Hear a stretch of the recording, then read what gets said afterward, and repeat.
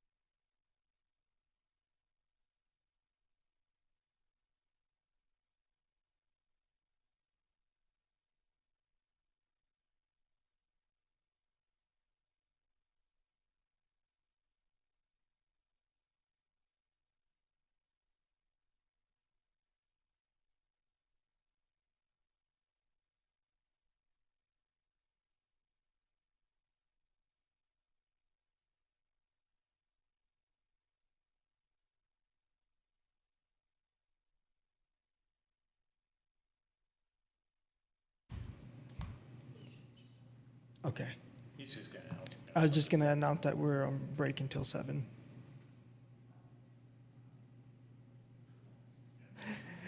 Yes. Oh, no. Welcome back, folks. We're going to be on break until 7 p.m.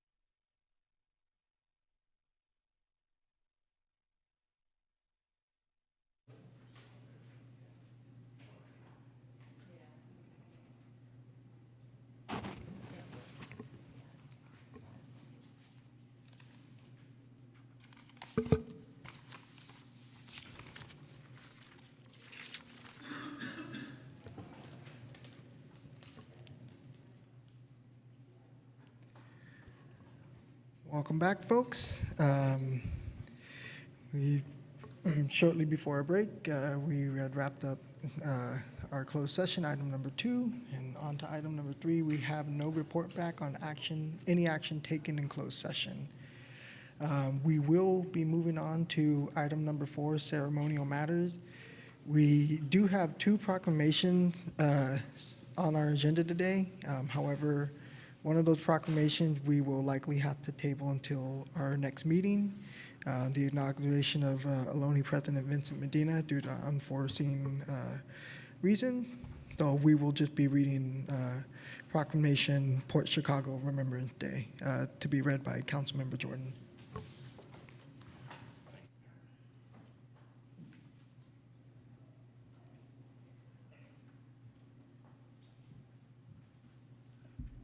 Exciting to have you here.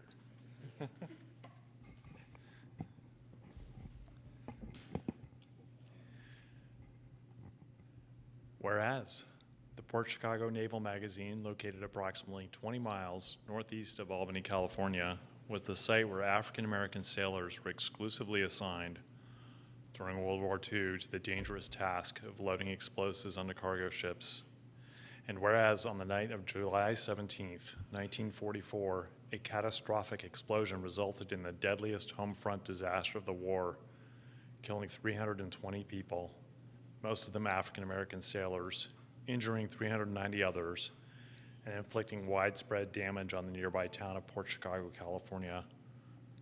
And whereas 258 surviving African American sailors, citing unaddressed safety concerns, protested the order to resume loading munitions, drawing national attention to racial discrimination and hazardous working conditions in the military. And whereas 50 of those sailors, known as the Port Chicago 50, were wrongfully charged and convicted of mutiny. Whereas on July 17, 2024, following persistent advocacy from the City of Albany and many other supporters urging action, President Joe Biden authorized Navy Secretary Carlos Del Toro, who formally exonerated the Port Chicago 50 and all 258 sailors involved, affirming the injustice they suffered and recognizing their actions as a pivotal moment in civil rights and military history. Now therefore be it resolved that the City of Albany hereby proclaims July 17th as Port Chicago Remembrance Day to honor the victims of the Port Chicago disaster, recognize the bravery and legacy of the Port Chicago sailors, and educate future generations about this defining chapter in American history. Signed, Robin Lopez, Mayor. Fantastic. Thank you so much.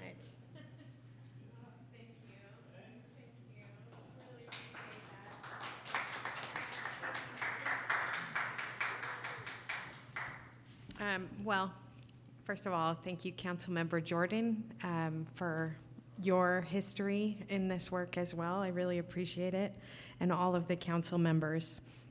I would like to start by saying good evening, Mayor Lopez and members of the City Council and fellow community members. My name is Yuli Padmore, and I serve as the Executive Director for Port Chicago Alliance.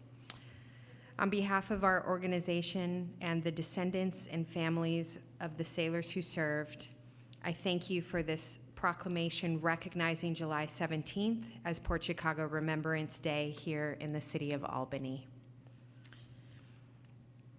An official day of remembrance does more than mark a moment in time. It restores dignity.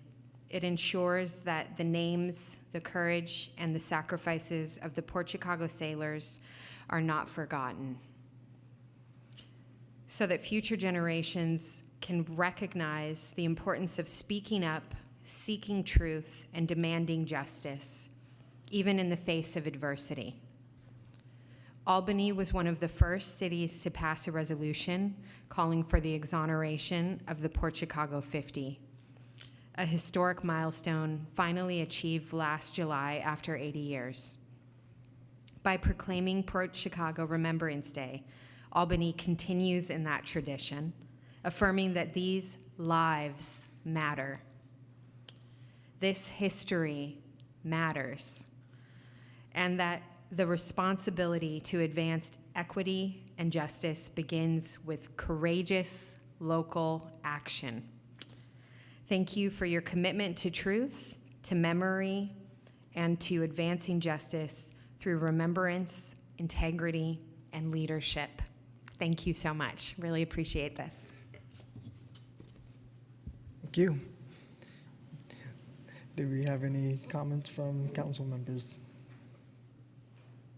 I just want to comment on the amazing courage of the sailors who, in the midst of that war, refused to work. I can only hope that that can be a model for our time. Thank you. And I'll just say really shortly, I appreciate the comment that you just made, because I think that, yes, it's applicable to our times, but two, it reminds me a lot of some of the words from another brave individual from that time, Betty Soskin-Reed, who I've had the honor of growing up in the same community as her in Richmond. And something she always says every time she gives a talk is that the stories that get remembered are the ones that are heard and the ones that are spoken. And so I think we all appreciate the work and the efforts of you and your colleagues to ensure that that history is not erased and that those stories are elevated and that they're remembered, that it's just not a moment in history, but there's individuals and there's faces and there's stories behind that.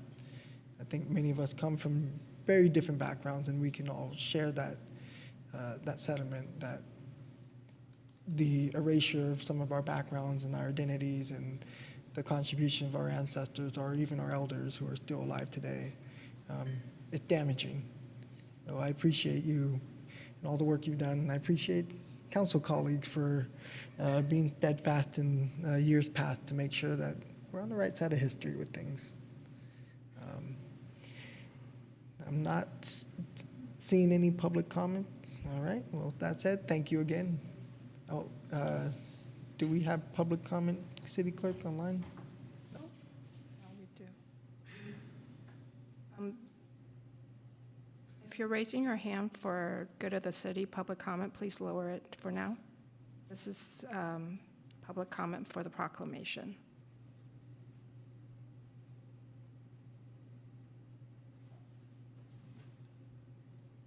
This is Lucinda Young, and I just wanted to thank you for sharing that bit of history. I have never heard this piece of history, this important piece of history, and I just want to thank you for bringing it to the attention of the community.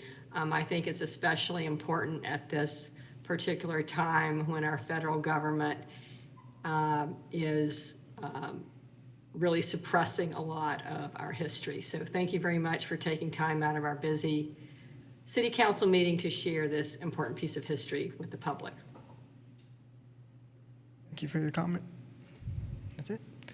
All right, well, again, thank you very much. And I know many of our past recipients have asked for a photo op, so would you like a photo with city council before you dip out?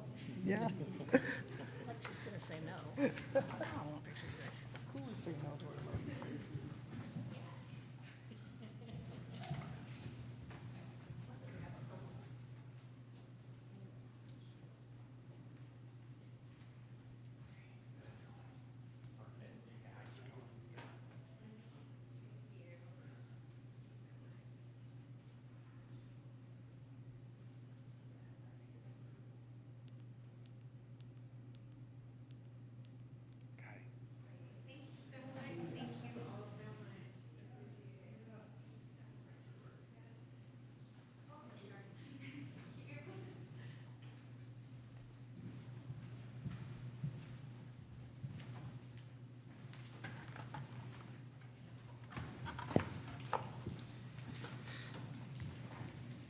All right, well, that concludes our ceremonial matters. We will now move on to item number 5, City Manager Reports. City Manager?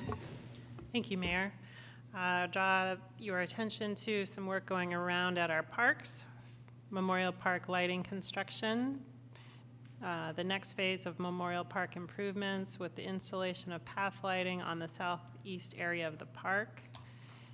This is based on the guidance from the Park, Recreation, and Open Space Master Plan, and the project will improve lighting and safety in the pedestrian areas. Also, be aware that both of the ball fields at Memorial Park and Ocean View Park are currently getting a refresh.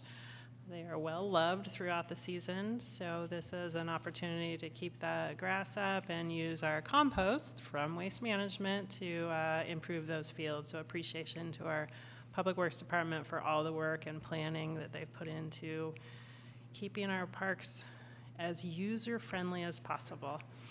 A 2025 Buchanan Street repair project is headed our way beginning Saturday, July 12th.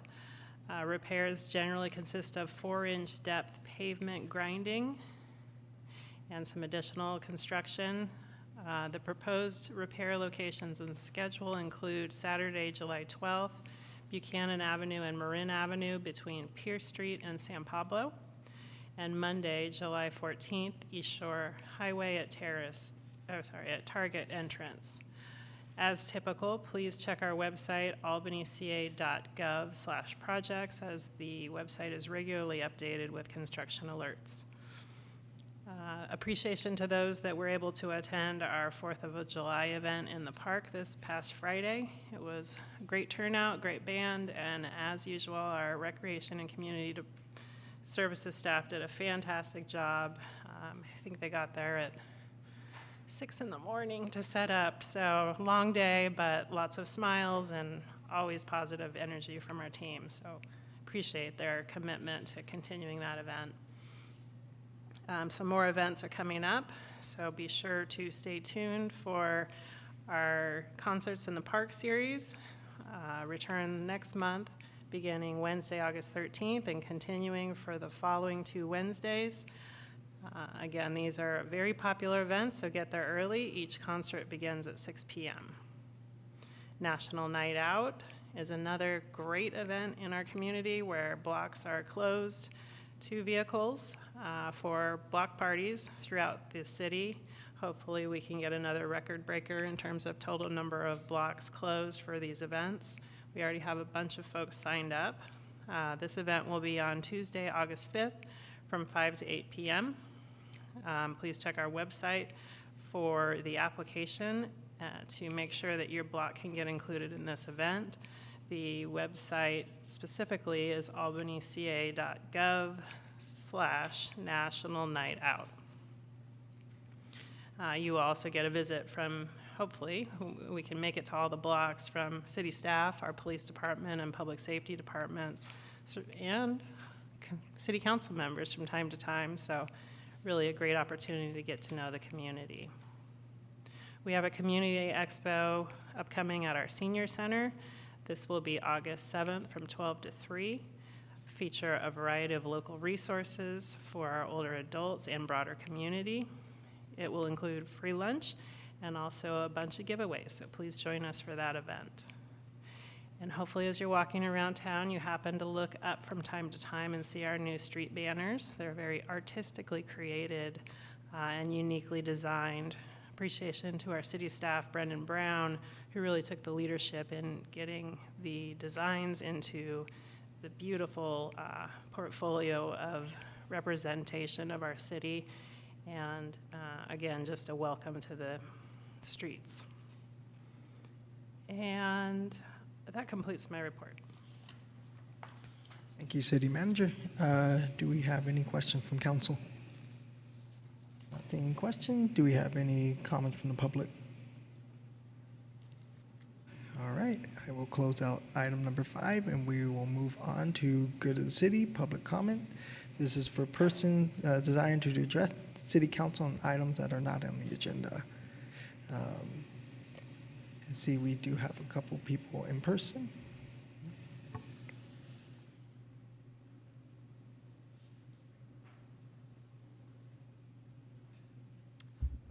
Good evening. I'm Dr. Stephen Alpert. The City of Albany follows the minimum state mandate of notifying only those within 300 feet of new construction, regardless of project size, with postcards mailed 10 days before first planning and zoning hearing. I and over a dozen individuals have requested the council to consider expanding public notice beyond 300 feet as enacted by other California municipalities. To date, the council has refused to address this issue. At the June 2nd meeting, Councilman Jordan read portions of a letter from YIMBY, as in Yes in My Backyard law firm, citing California Code 65008 as prohibiting cities from enacting varied public notice for different size projects, asserting that doing so would violate both California and Federal Fair Housing Acts. In that letter, Attorney Jack Farrell asserted, quote, public notice requirements must remain the same for all residential projects, regardless of type or location. On June 23rd, I had an informative, non-confrontational video meeting with Attorney Farrell. Prior to that meeting, I forwarded the public notice ordinances for the cities of Burbank, Irvine, and my email exchanges with Michael Forbes, Director of Community Development for Beverly Hills. The issue of varied distance notice for new construction for different size projects is not settled. On June 18th, I spoke with Amanda Landry, Principal Planner for the City of Burbank. Burbank has variable public notice depending specifically on project size, regardless of the type of project. 1,000 feet notice is required for all new construction, with additional notice beyond 1,000 feet for large-scale projects in 3 well-defined areas. The City of Irvine alerts all property owners within 500 feet of new construction, with notices mailed 15 days before a first hearing. Additionally, if a new residence structure is near a business using hazardous chemicals, notice is expanded to 1,000 feet. These examples indicate that a uniform alert for all construction, regardless of project size, or for resident use, may not be as clear as was asserted. Moreover, many cities require that signs be posted at the project site detailing the proposed new structure. At this juncture, let's assume, as Councilman Jordan and YIMBY law assert, that uniform noticing distances may be required. What clearly emerged from my meeting with Attorney Farrell is that there is no legal reason preventing Albany from expanding public notice beyond the minimum 300 feet state mandate. Increased costs was offered as a reason for preventing expanded notice. Only 73 properties were alerted about the 5-star project at 1600 Solano, with a mailing cost of $45. Assuming the same density and extrapolating to 500 feet, the cost of mailing postcards would be $126. For 1,000 feet, $515. Hardly much of a financial burden. Celeste will continue. Thank you for your comment. All right. Good evening. I am again Dr. Celeste Marks. There is, you just heard, no legal reason why Albany cannot expand notification for new construction beyond 300 feet. Albany adheres to the absolute minimum public notice, including not posting a sign at the construction site. Whereas Section A4 of California Code 65091, noticing procedures, details mailing of notices 10 days prior to a hearing to properties within 300 feet. Section 5C reads, in addition to the notice required by this section, a local agency may give notice of the hearing in any other matter it deems necessary or desirable. Alerting only those within 300 feet limits public discourse, allowing the Planning and Zoning Commission to propose and the council to push through new projects, no matter how inappropriate, with minimal awareness and input from the public. Such was the case for the oversized 5-story modern box proposed for 1600 Solano. As is clearly evidenced, the approved plan is not functionally appropriate nor harmonious with its surroundings, in total violation of Albany's planning and zoning mission statement shown here. More than a dozen individuals have requested that Albany consider wider notification for proposed new construction, perplexed by the council's unjustified adherence to minimal public notice. The issue of 300-foot notification should be submitted as a meeting agenda item, since it is not illegal to change notification, to allow for extended, in-depth public debate. Albany deserves better than the absolute minimum. Thank you. Thank you for your comment. Do we have any folks online?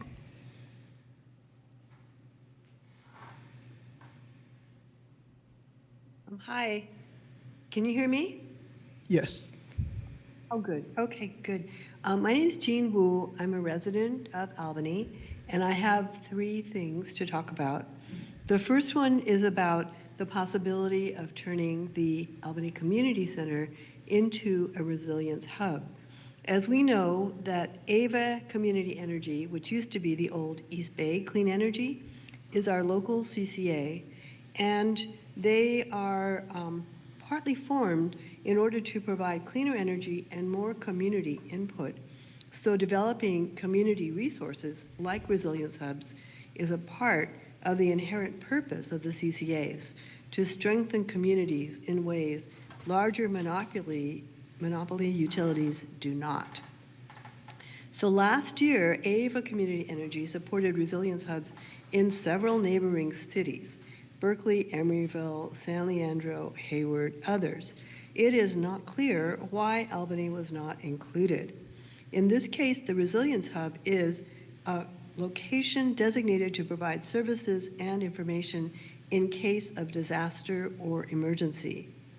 The Ava Community Center Community Energy promulgated this request for application earlier this year, and they contracted with 2 organizations, the Local Clean Energy Alliance, LCEA, and Emerald Cities, to develop a list of 50 eligible sites in 2 counties, Alameda and San Joaquin. This Albany Community Center is potentially one of the sites, and we would like to urge the City Council to direct staff to work with Ava Community Energy and its surrogates to work on the technical surveillance and technical review. And once that is done, potentially it'll be possible to get funding through Ava Community Energy to develop the community center into a needed resilience hub. So we would think that, among other things, solar plus batteries and disaster planning for heating and cooling, a cooling center, charging devices, including medical, and providing food and internet and communication resources would be very important, as well as water and EV charging. Speaking of EV charging, so I've had conversations with people who live and work in Albany, and there is consternation that we do not have more public EV charging sites. And I have sent information into city staff about a potential lamp post called Volt Post site that actually can put up charging sites. Thank you and for your lamp posts. comment. Okay, thank you.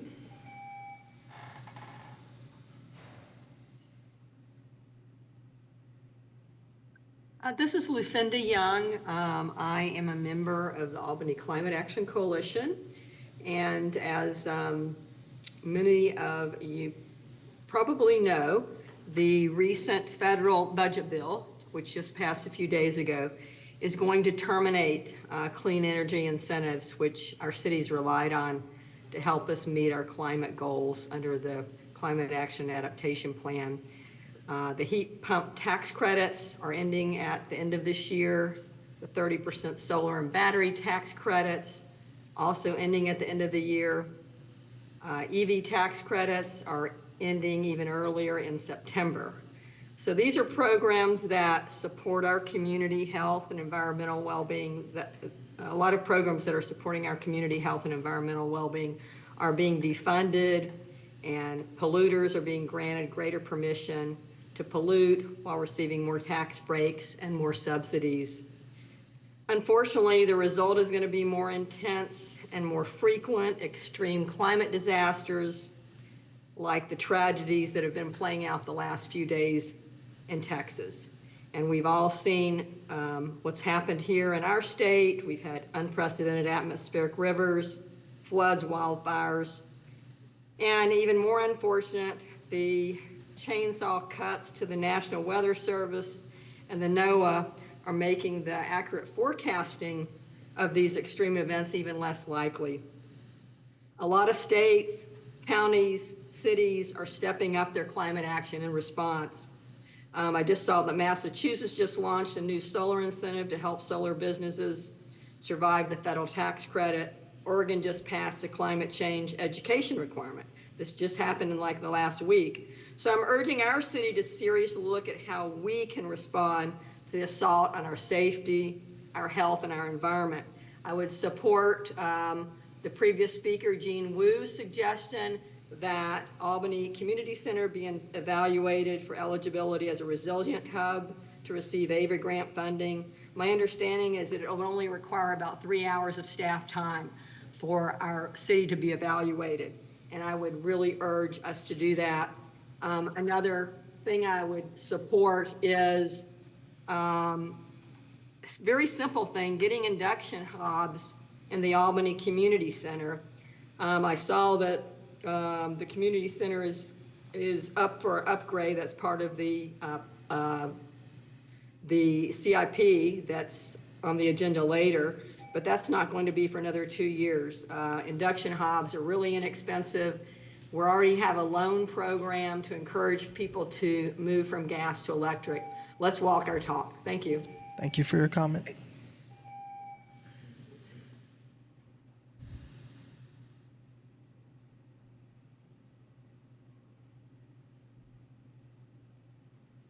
Yeah, good evening. This is Nick Peterson, also a member of the Albany Climate Action Coalition. Again, I want to reinforce what was said by the previous speaker, that although climate change is getting worse and goals are not being met, federal government is moving away from providing assistance and important funding for programs that will reduce emissions.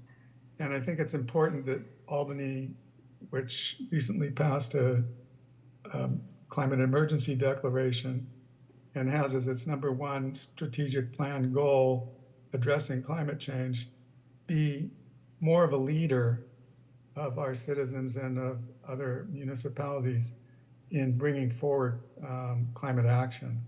So I look forward to the council moving forward projects that hopefully will be forthcoming to you from the Climate Action Committee, and also looking into ways that we can bring forward what the city is doing a little bit more, not so opaquely, that people understand what's going on. We've started a lot of the recommendations in the Climate Action and Adaptation Plan.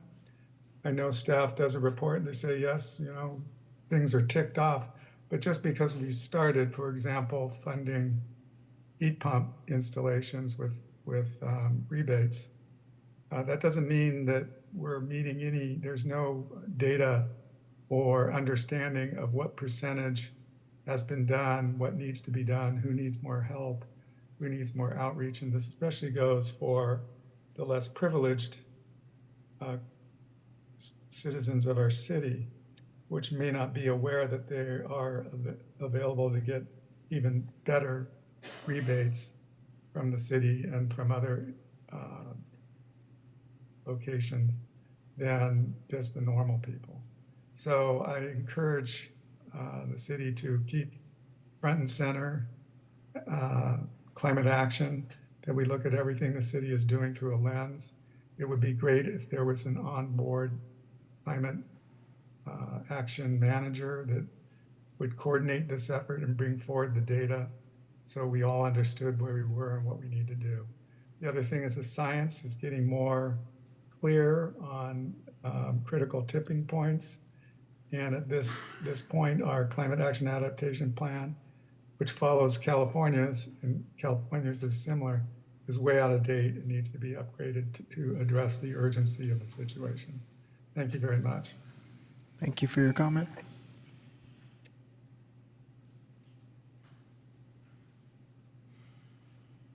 Hi, this is Catherine. I'm a member of the CAC, speaking here on my own behalf as an individual, also an ACAC member. I want to echo what previous speakers have said and briefly recap my support for a bunch of items, including bike lanes on Solano, public EV charging, moving up the date for net zero goals, and also curious about integrating climate goals against other city activities, such as senior center event mentioned in August. Would like to know if there will be specifically climate-related resources and information available at that event on the expo. And I wanted to thank you all for your time and attention to this matter, and appreciate your taking the time. Thank you for your comment. All right, that concludes our public comment. We will now move on to item number 7, consent calendar. Consent calendar items are considered to be routine by City Council and will be enacted by one motion. Do any members of the council wish to pull an item from the consent calendar? 7-5. 7-5, 7-7. 7-7. Any members of the public wish to pull an item from the calendar? Okay, we will go with 7-5. I just wanted to comment that I do live in that area. I live on Marin. Just stating that to put it in the public record, I will be voting on the issue, however, because I'm not precluded from voting. I just wanted that in the record. I should likewise also mention that I live within close proximity of 7-5. Thank you. If I could just comment, I just wanted to thank staff for another accurate engineer's estimate and the bid coming in under, and being able to fit in the lighting upgrade into this project. It's much appreciated, not unnoticed. All right, not seeing any more comments for 7-5. 7-7. Yeah, so just more thanks. Finding hundreds of thousands of dollars under a rock isn't something that happens every day. So I want to congratulate staff for doing that, and in particular, the staff members that found out about this opportunity and have pursued it. Thank you. Thank you very much. All right, I am looking for a motion. I will move the consent calendar.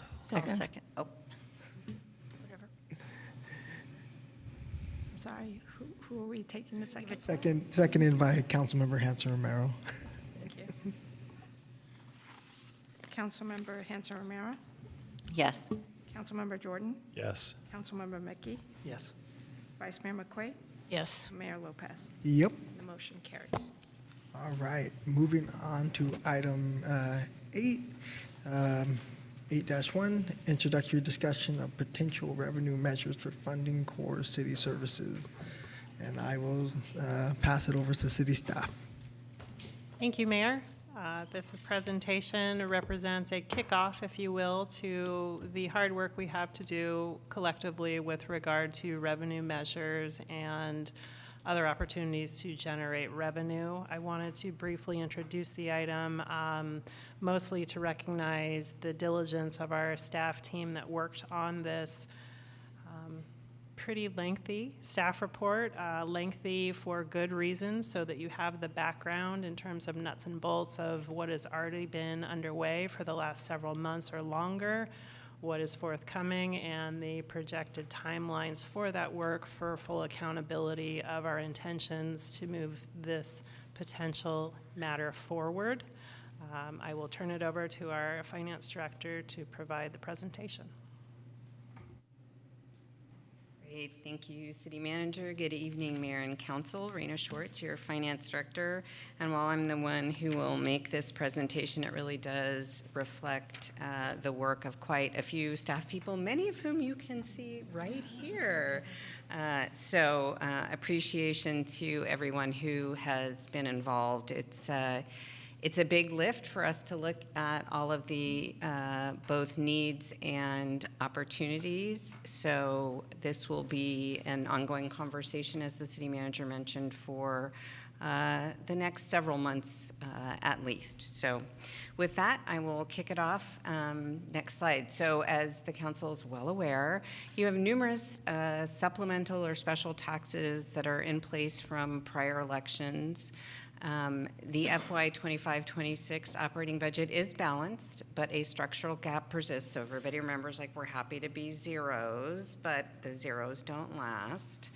The city has a wide variety of unmet funding needs, including things that are covered in the report and others: street trees, street lights, buildings, storm drain, sewer, other major capital projects. A wide variety of types of needs that will potentially be addressed by different types of measures over different time frames.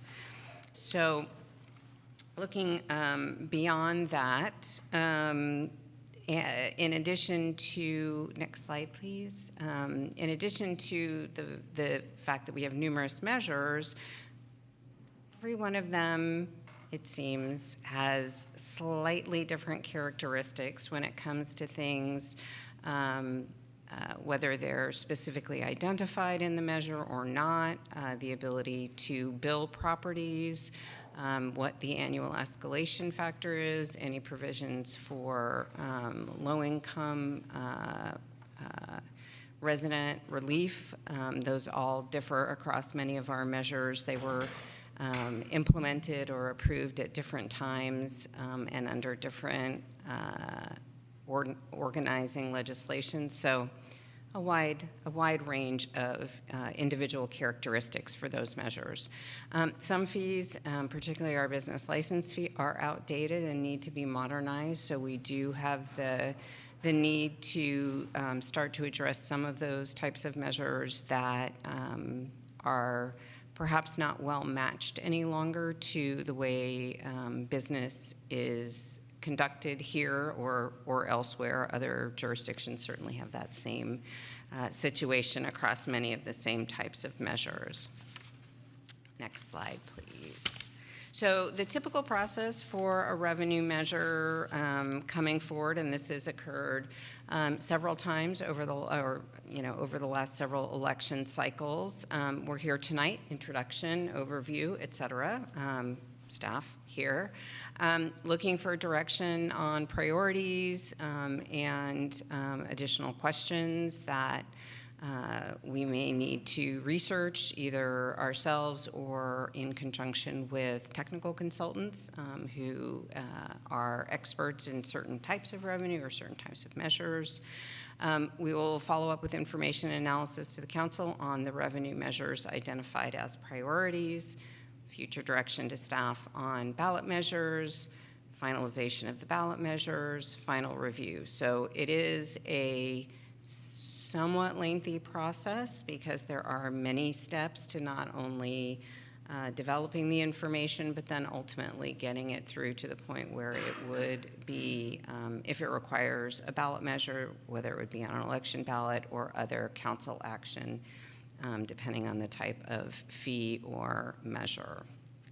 So just a sense of it's not I would never say these are a quick fix. They are a process. This is a journey. So we're beginning on our journey this evening for these measures. So in the report, next slide, please. In the report, you had a table that had a variety of different types of items. I'm briefly going to just review them with the tables in the presentation, and then certainly myself and other staff are available for questions. But you have, as the city manager mentioned, quite a bit of information in the report to kind of walk through all of the components. So for each of these, we talk about a type of item or a type of tax or fee. What is it? Is it a tax? Is it a fee? What kinds of requirements are there for approval and implementation, description, potential next steps, and the timing, whether it would be a potential election measure and where it might fall in the overall timing, depending on the prioritization that is given as direction. So one of the first areas is tax modernization. I did mention that with our business license tax. This is something that we are bringing on a new consultant to assist us with business license tax. HDL is one of the, if not the premier company that handles business license tax and sales tax matters. They have expertise in helping jurisdictions identify updates to their code to modernize and address other issues in the business license, so we'll be moving forward with that. That would be an election matter, could be 2026. Street tree management, you do have a street tree master plan presentation and adoption coming in July, sorry, in a minute. July, there's something else in September which is now escaping me, but we'll move on from that. Street tree management, a significant issue, and the council will certainly spend quite a bit more time on that at the meeting on the 21st. Street lighting is also an issue that has been before the council a number of times over the last several years. Some work has been done with a significant amount of relamping to LEDs, but more work needs to be done, and we need to get on a cycle for, as those LED streetlights reach their useful life, not nearly as frequently as we used to, but they do need to be relamped on a periodic basis. Again, that would be a 2026 item if it's a priority for the council. Next slide, please. Now we move into a category of items that are more sort of, I would say, even longer term than the types of tax or measures that we were talking about on that most recent slide. Things like general buildings and facilities items, potentially the Memorial Park Veterans Building, Upper Solano Avenue Revitalization Project. These are large projects that likely have a significant capital expense up front that could be handled through issuance of bonds. There are different types of bonds. We have an advisor consulting firm on board for bonds, and so they, at whatever point we move forward to discuss these further, would be able to advise and provide additional information on options for structuring bonds, what that might look like, and what some of the characteristics might be. Next slide, please. The next few, sewer is a fee which requires a public hearing, but it is a council action. It is not a vote unless we get a more than 50% protest.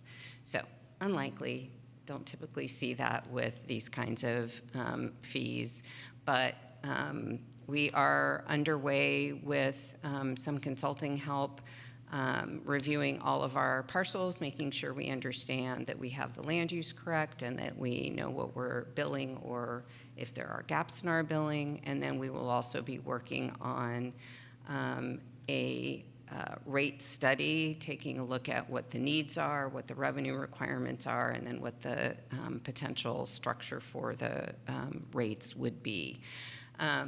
The current plan is to be able to bring that back in about a year, which would then be in time for the 26-27 tax rolls. Those typically need to be submitted to the county in August in order to be billed in the December and April installments. Storm drain is a super tricky one. We have some funding of our own, including a very old National Pollutant Discharge Elimination something, NPDES permit, stormwater pollution thing. You know, I used to know all of the words in that, and I didn't read up before I got up here, but in any case, storm drain. Storm drain is a tricky one because of its characteristics with respect to Prop 218. So Prop 218 passed many, many years ago now by the voters in California, required vote for a lot more items than required votes for, and specifically excluded sewer, solid waste, and water. and was silent on storm drain. So there's been a lot of debate and litigation around whether a thing that is called sewer, with a lot of the combined systems, sewer and storm drain systems, is storm drain really just kind of like sewer, and we could just treat it just like sewer, and we could do it with a vote. That hasn't fared terribly well in the courts, but it is still an ongoing discussion. So the landscape with respect to how to increase storm drain fees is a mixed bag. The most conservative, in some ways most straightforward approach is, we'll just take it to the ballot. Well, but that's, like everything else, that's a big lift and competes with a lot of other items. So storm drain is a difficult one for us and every other jurisdiction who has ever faced this. There are additionally a great deal more requirements under the Regional Water Quality Control Board's most recent permit. We have a single municipal regional permit in the Bay Area, and those requirements are going to continue to increase, and so the pinch point on storm drain will continue to rise. And then pavement rehabilitation, we're staying at a pretty steady place where we do have funding that is largely working okay for us. However, there are many changes in the funding landscape that could change that, and it's something to monitor on an ongoing basis so that we can make sure that as those situations change, that we're ready to bring forward information, hopefully with some foresight to issues before they become a crisis, but not from a timing standpoint, definitely not at the pointy end of the items that are in front of us. The next slide just gives you a little bit of an idea, because there's this craziness of how long it takes to do things. So a property or parcel tax could be done either, if it's assuming it's a special revenue and not a general revenue, at the June 2026 election or the November 2026 election. The year in which the revenue would be received is obviously 1 year apart for those. But the timeline for doing a June 2026 parcel tax is extremely tight. Final adoption by the council would need to occur essentially by the council's regular meeting of March 2nd, 2026, in order to meet the submission deadline to the county, which is March 6th. And the amount of work between here and there makes that an extremely challenging proposition, but it is, it does work as a special revenue in a primary election. There are also significant additional costs to a special election, which for us, the primary is a special election because we would not otherwise have council election at that time. So we typically only participate in the general election in November. Business license modernization, that needs to go to a vote, but it has a slightly more forgiving time frame, and the reason for that is that it is essentially an in-house implementation. We don't send it through to the county for putting it on the county tax roll. So whether it goes in June, same heavy lift issue as the others, or November, we can make it work with a January 1, 2027 implementation timeline, which gives us a little bit more room because we don't have the August deadline that the property tax measures have in order to be submitted to the county. The sewer fee, again, is on a council decision, not an election decision, so it does not need to go to the ballot, but it still has the August deadline for submitting the data to the county for them to put through on the tax rolls. So every one of these has a slightly different, timeline in terms of when it has to be approved in order to either be implemented in-house or through the county, and then the year in which the revenue would be received. So that's just a bit of framing to think through kind of when we might get revenue from any of these general measures. And then, so next steps. Feedback, please, and thank you. Continue to work toward considering a ballot measure on business license tax modernization. We will kick off our process with HDL on Wednesday. So we'll start to have more information about what that might look like in terms of ordinance changes and other items that would follow. We are continuing our billing analysis and then the rate study for the sewer enterprise fee, so that will continue along over the course of the next year. There is work that is being evaluated on modernization of some of our other taxes where the provisions are different across the different measures, about whether we are able to charge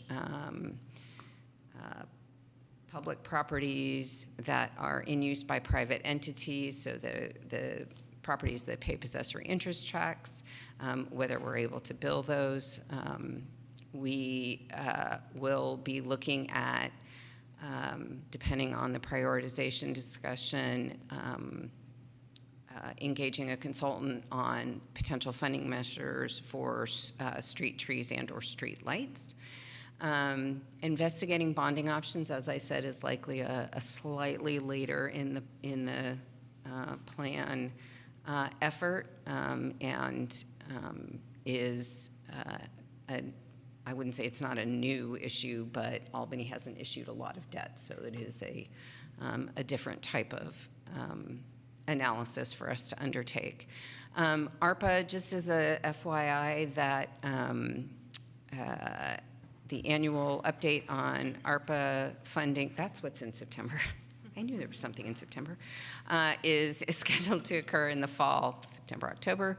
And that's just another little piece of information on a revenue source, but a revenue source that is has a finite end. December 2026 is the end of that funding, or sooner if the funds are fully expended. And then just a reminder that we will continue discovering compliance for business license tax, sugar sweetened beverage, and transient occupancy tax, to make sure that we are getting what we should be getting from every entity that should be sending us that money. That's an ongoing effort. We will be transitioning that over to HDL as well, and so we will be able to kind of reinvigorate those efforts as well to ensure that we are getting the most bang for our buck. And with that, myself and the rest of the staff are available for questions. Thank you. Thank you, Director Swartz, for the presentation. Do we have any questions from members of City Council? You raised the interesting idea of replacing the stormwater fee with the property tax. Presumably, council would have latitude to not charge the fee if such tax were put on the ballot and passed.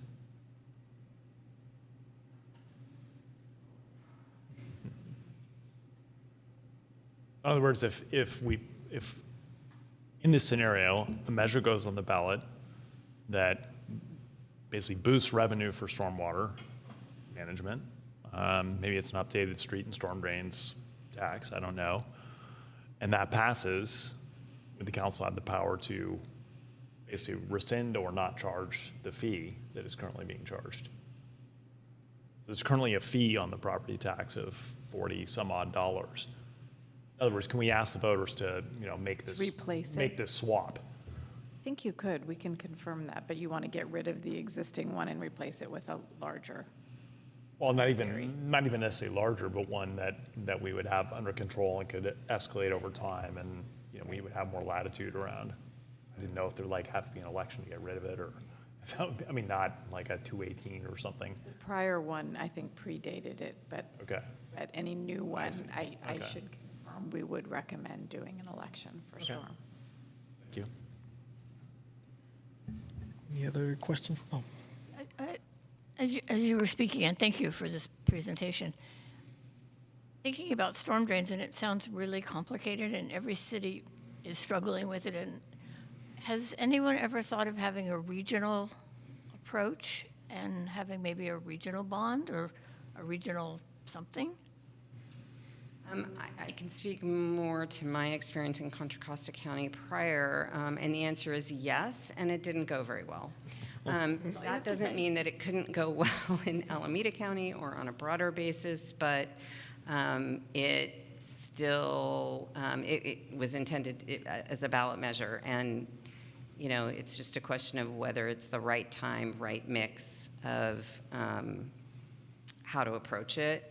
But yes, there certainly has been in Contra Costa County, and I don't know in Alameda County. I'm seeing a head shake over there, but other counties have done it. They haven't been successful. They've put it up. Thank you. any other questions from council? Not seeing any. Any comments from the public?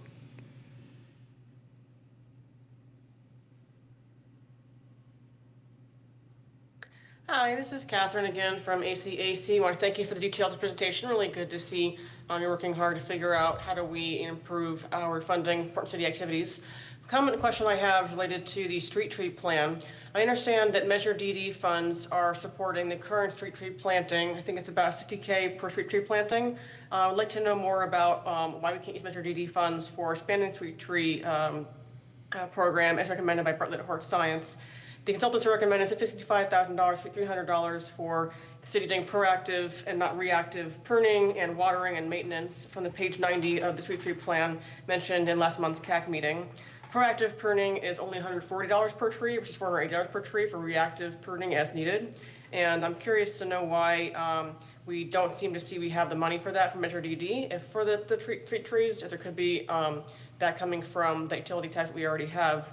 So I'm curious to know more how we can allocate DD funds as needed for that. I know it's general fund, but making sure that that's spent on climate action related topics and not general city miscellaneous that needs to get spent on would be really good to know more about that. So it's coming up in September with some areas of that, and maybe next month in July 21st meeting to know more about that too. So thanks for the details on the revenue, and appreciate you taking the time.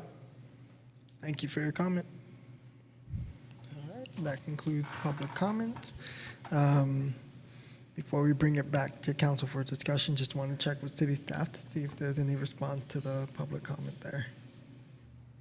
I appreciate the recognition that those are general fund, and if Public Works would like to walk through that further. I don't know that it's necessarily specific to this conversation, and I think we would look forward to a more informed discussion of that with your street tree management plan at the next meeting, so we can really get our collective arms around the total cost and implications of policy decisions around how we're managing our urban forest. Thank you.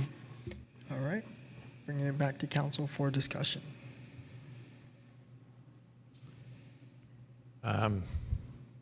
If I may.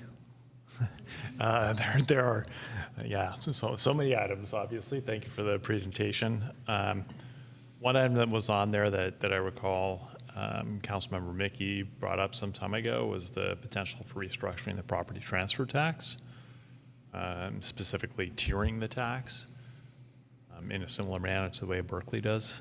And I don't know if that would be done in a way that would raise revenue, but that's an option that I think should be on the table. So in Berkeley, if I recall correctly, they have a rate that's based on where the property is within distribution of all properties that's sold the last year. So the first quartile, meaning lower sales, have a certain rate, and then as the quartiles go up, the rate goes up, which provides an equity effect as well. So that might be an option. I didn't ask this before, but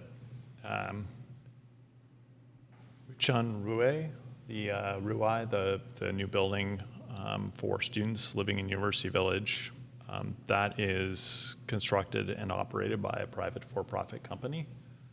So I presume that is subject to, if we had the right language in our property tax measures, to possessory interest.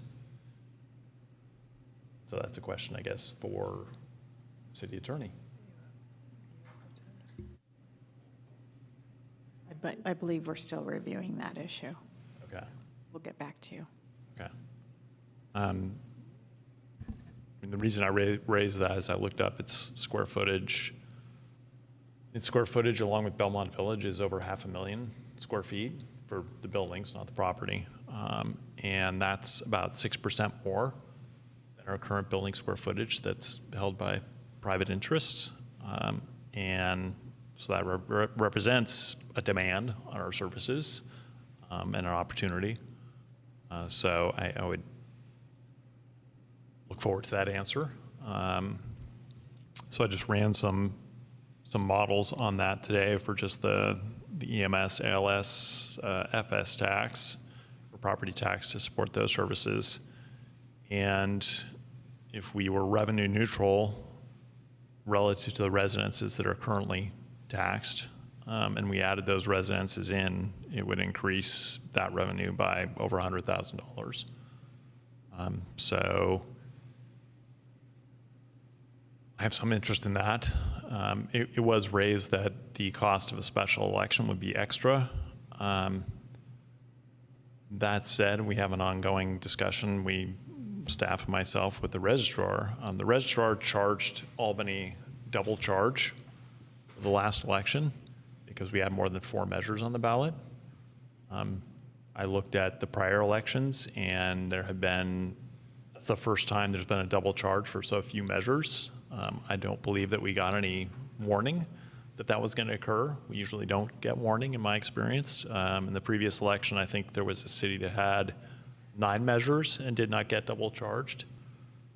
So I think in considering whether to go, that is one piece of information to consider and whether to go for it's not a special election, it's primary election, having a measure on the primary ballot is how many measures are we likely to have next year, and are we likely to exceed that threshold anyway, in which case we're going to be paying extra. I don't know if we can get an answer from the registrar. It's not necessarily easy, but that's something I wanted the council to be apprised of. In general, on that restructuring, I'm looking at various models based on land square footage, which is what it is now, building square footage. What I arrived at was what made sense to me as a split roll that would be on land square footage for commercial and on building square footage for residential, which, if I recall, the news I've read is not allowed, I guess, for school districts, but is allowed for municipalities. And so that would be sort of a low change pathway, and recognize that demand for those services comes from residential building square footage.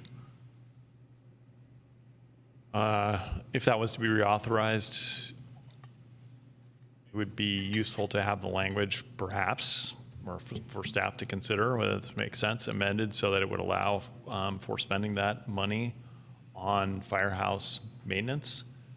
For instance, we have in our CIP, firehouse reflooring and a new generator for the firehouse.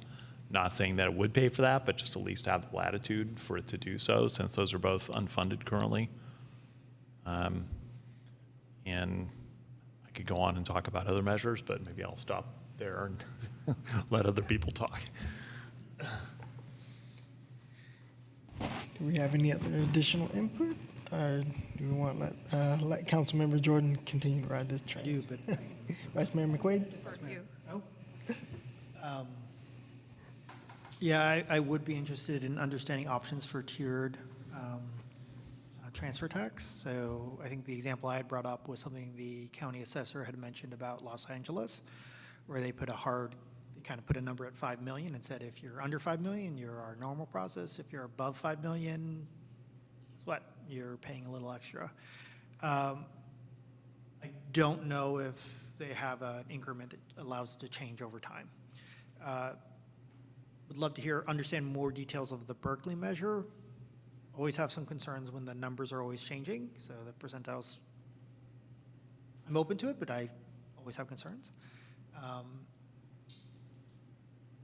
So that's an interesting point. Sorry, I meant to start off by saying, Rena, thank you so much for this. Because I have been chomping at the bit to get some answers on this, and I appreciate that I'm getting a complete package and a complete understanding of the timeline in which we have to think about these things and the timeline of what's realistic about doing anything. So while I have kind of waiting for these answers, I truly appreciate this report and the overall vantage point that we're able to get as a council to understand what we're doing. I also appreciate that this is coming with a CIP program, because I was sitting there thinking like bonding in fall of 2026. How does that match up with all the potential studies for our fiscal needs for our buildings? And it looks like those are all supposed to happen in 2026. So that might work out great for fall 2026 in terms of bonding options. I think the one on the bonding options that stood out to me probably the most was just the Veterans Hall, not knowing like what is needed and what is desired to happen with Veterans Hall. I'll be interested to continue to watch that and see if that's something that comes in the fall of 2026 or might be something that we're talking about happening later. I think that's the one probably, because that's not on the CIP because we don't own it. So we don't list a study on that. So, but I think I really want to talk about the bonding and say thank you. But Councilmember Jordan, thank you for the reminder on the tiered approach for the transfer tax. So if we were to do a tiered, that would be a ballot measure. Is that correct? Okay. Counting ballot measures here. Because I think a couple of things that things need to be simple for voters, and we don't want to have. I think when you have too many things on the ballot, people just sort of throw up their hands. And we're still fingers crossed on a regional transit measure. There'll be some state propositions. There's a lot of moving parts right now. So I think, just kind of slowing down a little bit and thinking about what is realistic for our voters. Because, we want them to trust us. We want them to believe us. We want to be able to serve them. And I think if we overwhelm them, they may just throw up their hands and say, I'm not doing any of this. So with that in mind, I would like to think about bundling street lighting and tree management, because I think street lighting is something we all hear about all the time. We all see it or don't see it, as the case may be. And I think those are a good nexus, and I think that's a real, knock on wood, a relatively easy sell to the voters, relatively easy. Certainly business license modernization, we tried that several years ago. We just couldn't quite get there, but I think now with HDL, is that right? We have a good chance of getting there, and I think that's important. The sewer enterprise funds, I think, we don't have anything. You have a good plan here. And I think that's great. Funding capacity, I'd like you said, I'd like to learn more about it. And I wonder if we could roll the Veterans Building into facilities and maybe Upper Solano and a big bond. I don't know. I'm not saying we should do that, but how we think about this. Instead of little things, maybe we wait until maybe 28 and do something big. And I also think two other thoughts with the ARPA money. I think people are afraid. They don't know what's coming. Their safety nets are fraying a little bit right now, or a lot. So I think we want to be cognizant that we may need to think about how we're going to replace some of those programs, or if we're going to replace them, or how we can work with the county or the state or nonprofits or what. But I think we're going to have to think about that as we go forward. And of course, the unmentioned but really important part is the pension liabilities.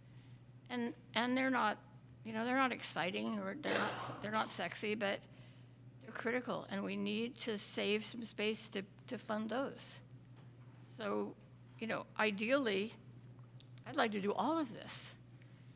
But I think we're really going to have to think about what we can do and sort of keep it simple, but take care of our real needs.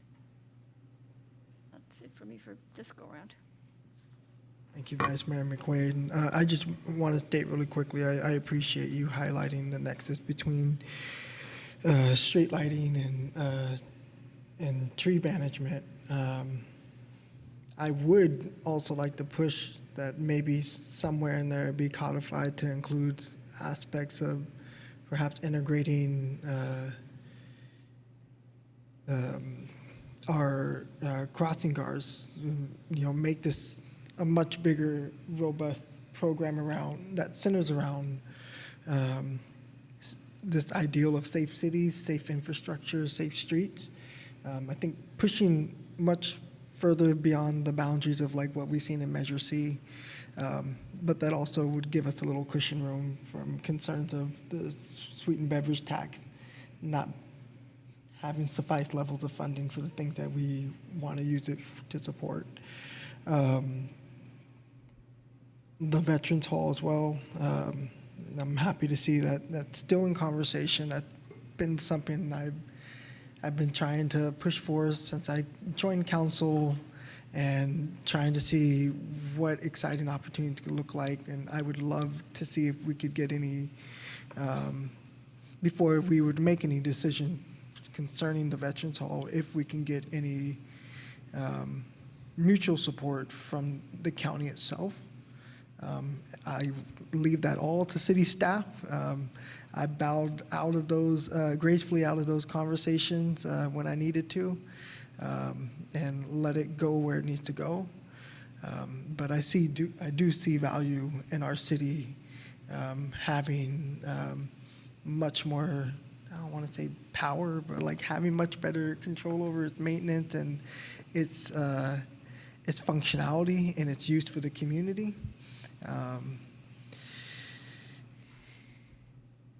Similar to bonding, I would love to learn more as well. Like I'm certainly not a finance expert, and I certainly do not see myself becoming a finance expert anytime at any point in my lifetime. But I think if I had like the short cliff notes, at least help me make better informed decisions, that would help a lot.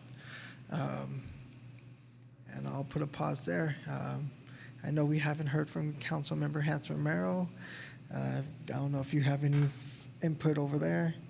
I know Councilmember Jordan still has this train of thoughts. I just want to say really thank you for all the in-depth work you've done here and the really clean layout of bringing it forward to us. So it's very, yeah, and yes, thank you to all of you guys. So good, great job. So lots of food for thought here. And yeah, just having to try to balance out things and see what fits together. I kind of like that safe streets kind of approach of things. I like that idea. Maybe we can, but also just putting it in all of your capable hands and knowing what really needs to go first and the best approach and how things should function to make things smooth and easy is much appreciated. So, thank you. For it. All right. Yeah, thanks for the thought of a separate tax for street trees and street lighting. my thought coming into the meeting was to renew, reauthorize, because if we're going to tax the possessory interest property, then my understanding is all the individual taxes need to be reauthorized except maybe the library. I think I heard somewhere along the way that the library taxes may already have the language. Okay, I'm seeing confirmation of that. So given that they would be reauthorized, was to include streetlights in with the street and storm drain, and include the street trees in with the reauthorization of the measure for maintaining parks and open space. And at the time of renewing, reauthorizing that measure to eliminate the landscape and lighting assessment district 88-1, roll that into that tax, so that we don't, that'll simplify things quite a bit because we won't have to do an engineer's report every year. It will be able to increment over time in the way that it doesn't currently. And I'm also interested in that approach because I worry about the buckets for forever taxes getting too small and not providing enough flexibility for staff to be able to meet the need of a moment. And so if we have a separate tax measure that's just for street lighting and street trees, I don't think that gives as much flexibility as including each of those with rolling those into one of the other measures, renewal of one of the other measures. And so I think, there's a reasonable, responsible case that could be made to the voters. Street lighting is an issue, so we're going to add that to this measure. In reauthorizing it, we're also going to increase the revenue because we're going to be able to tax these properties that we're not able to tax currently. And we could consider, this would be the policy decision, to increase it across all properties, the ones that are currently paying the tax, to accelerate traffic calming installations and potentially some active transportation infrastructure. So those would be policy decisions. And then on I talked about replacing the tax for parks and open space with those combined, the landscape and lighting assessment district. That could potentially have a small increase in recognition of the increased requirements to maintain or manage our open space. We have the Albany Hill plan now, and we have information on what Albany Bulb is going to need in the near term and longer term. Not that this measure would fund all of that, but could fund at least some near-term actions.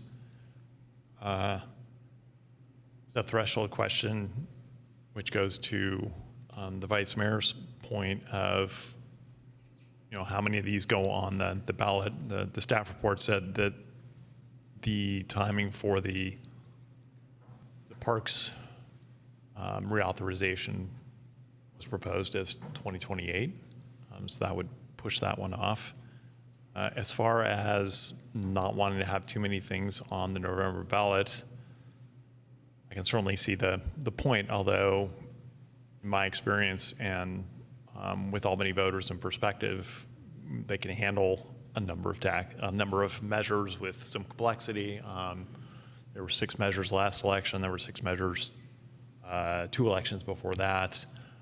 I will note that 3/4 of people over 25 have a college degree and a third have a graduate degree here. So I don't think complexity is particularly challenging to this electorate, which is unique to Albany. But on the other hand, I do have interest in putting a couple of these on the primary ballot so we don't lose another year of revenue, and potentially have so many measures on the November ballot that we're paying a double charge anyway, which is sort of the argument for putting them all on the November ballot. Need to talk to the registrar about that further. But the cost from the costs that are posted, the cost of participating in a primary election would be a bit under around $100,000. And if we put 2 measures on the ballot that increase revenue by a couple $100,000, then we're coming out net positive in that regard. So I would ask the council to consider that. And maybe I'll pause there for discussion because that seems a pretty threshold question, whether to go for primary ballot with, reauthorizing two of the tax measures or not. Yeah, I'll appreciate you bringing up the traffic comment, because I think that was definitely something that came to my mind, building off of the mayor's comment about the crossing guards. So it really is about the safety of our public realm in terms of the streets and our pathways. I do have a worry that there is kind of looking back at all the taxes the voters have already approved and say, hey, we'd like to clean up this language to make sure that we're actually getting taxes from those who honestly built in a situation none of us truly, or the previous councils never expected, right? This was not a usual thing. And that's a really clean ask of the public, and I think something that's really easy to sell people. Like, your taxes aren't changing. We're actually increasing the revenue the city gets by making sure everyone's paying their taxes. And those happen to be generally, right now, in today's situation, UC Village. That could one day be something that's built at US Ag if it has nothing to do with the federal government, or it could be on other publicly owned land in the future. So it sets us up in the future. As soon as we start saying, though, oh, but we're also going to put in street trees and we're also going to put in street lights, well, I think there's a large number of people who would agree that it muddies the water in terms of our messaging. Because I could imagine in the primary, it is simply those that we want to clean up the language. It's just like, hey, these are really easy things to vote on. Those ones that are harder, they're going to be on the primary, because that we really want to make sure that everyone has it. You're going to be on the primary? Sorry. The general. Sorry, apologies. It's not even 9:30, and I'm starting to mumble my words. So I do have a worry about that, but I'm really open to having this conversation. And one of the things I know other cities, or I know the school board did this when they were thinking about theirs, is they actually do some polling and try and understand where is the general public. I don't know that we as a city don't tend to do that, but I think maybe we as council members can do our own little impromptu polling and understand where the community is. Because I do think there could be an issue if we wait till the general and there are just too many.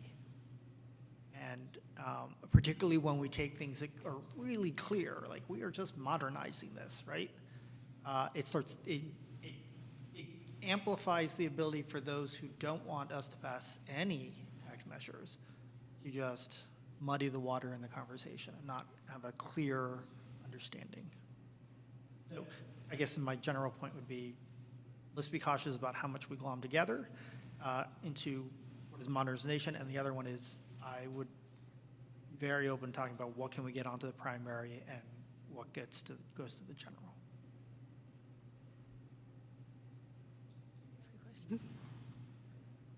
So, Raina, you mentioned putting things on the primary would be tight. And I see another head bobbing over there.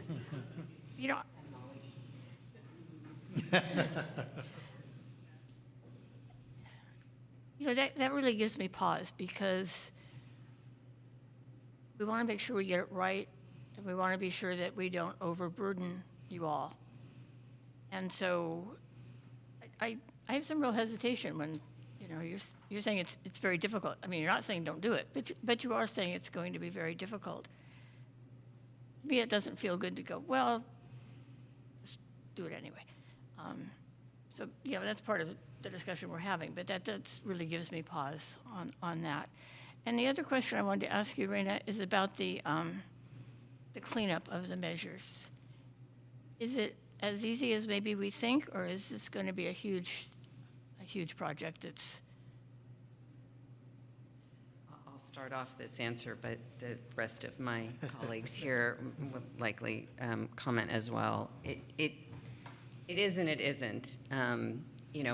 Once we could figure out if there was something we can do, then it gets relatively more straightforward. But the legal landscape is very complex across each of the measures, and it's a little different across each of them.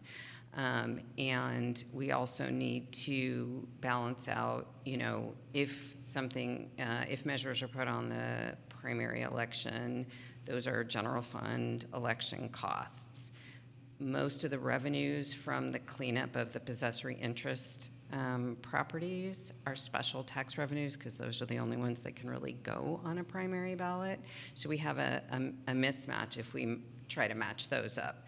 So now we're talking about not just cleanup items for a potential June ballot, but really new types, a new thing, not just a cleanup thing. And when I say just a cleanup thing, I can feel Mala staring at me. It's not just a cleanup thing, but even so, comparatively, it may be, you know, a different type of work, but it's trying to match the costs and the revenues and the timing all at the same time is not entirely straightforward.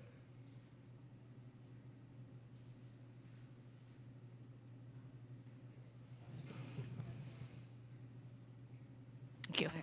I guess I will add, we've been working on this for many months already. We've engaged with BBK a number of times on it, and that is at a cost as well, in addition to the retainer. The work is important.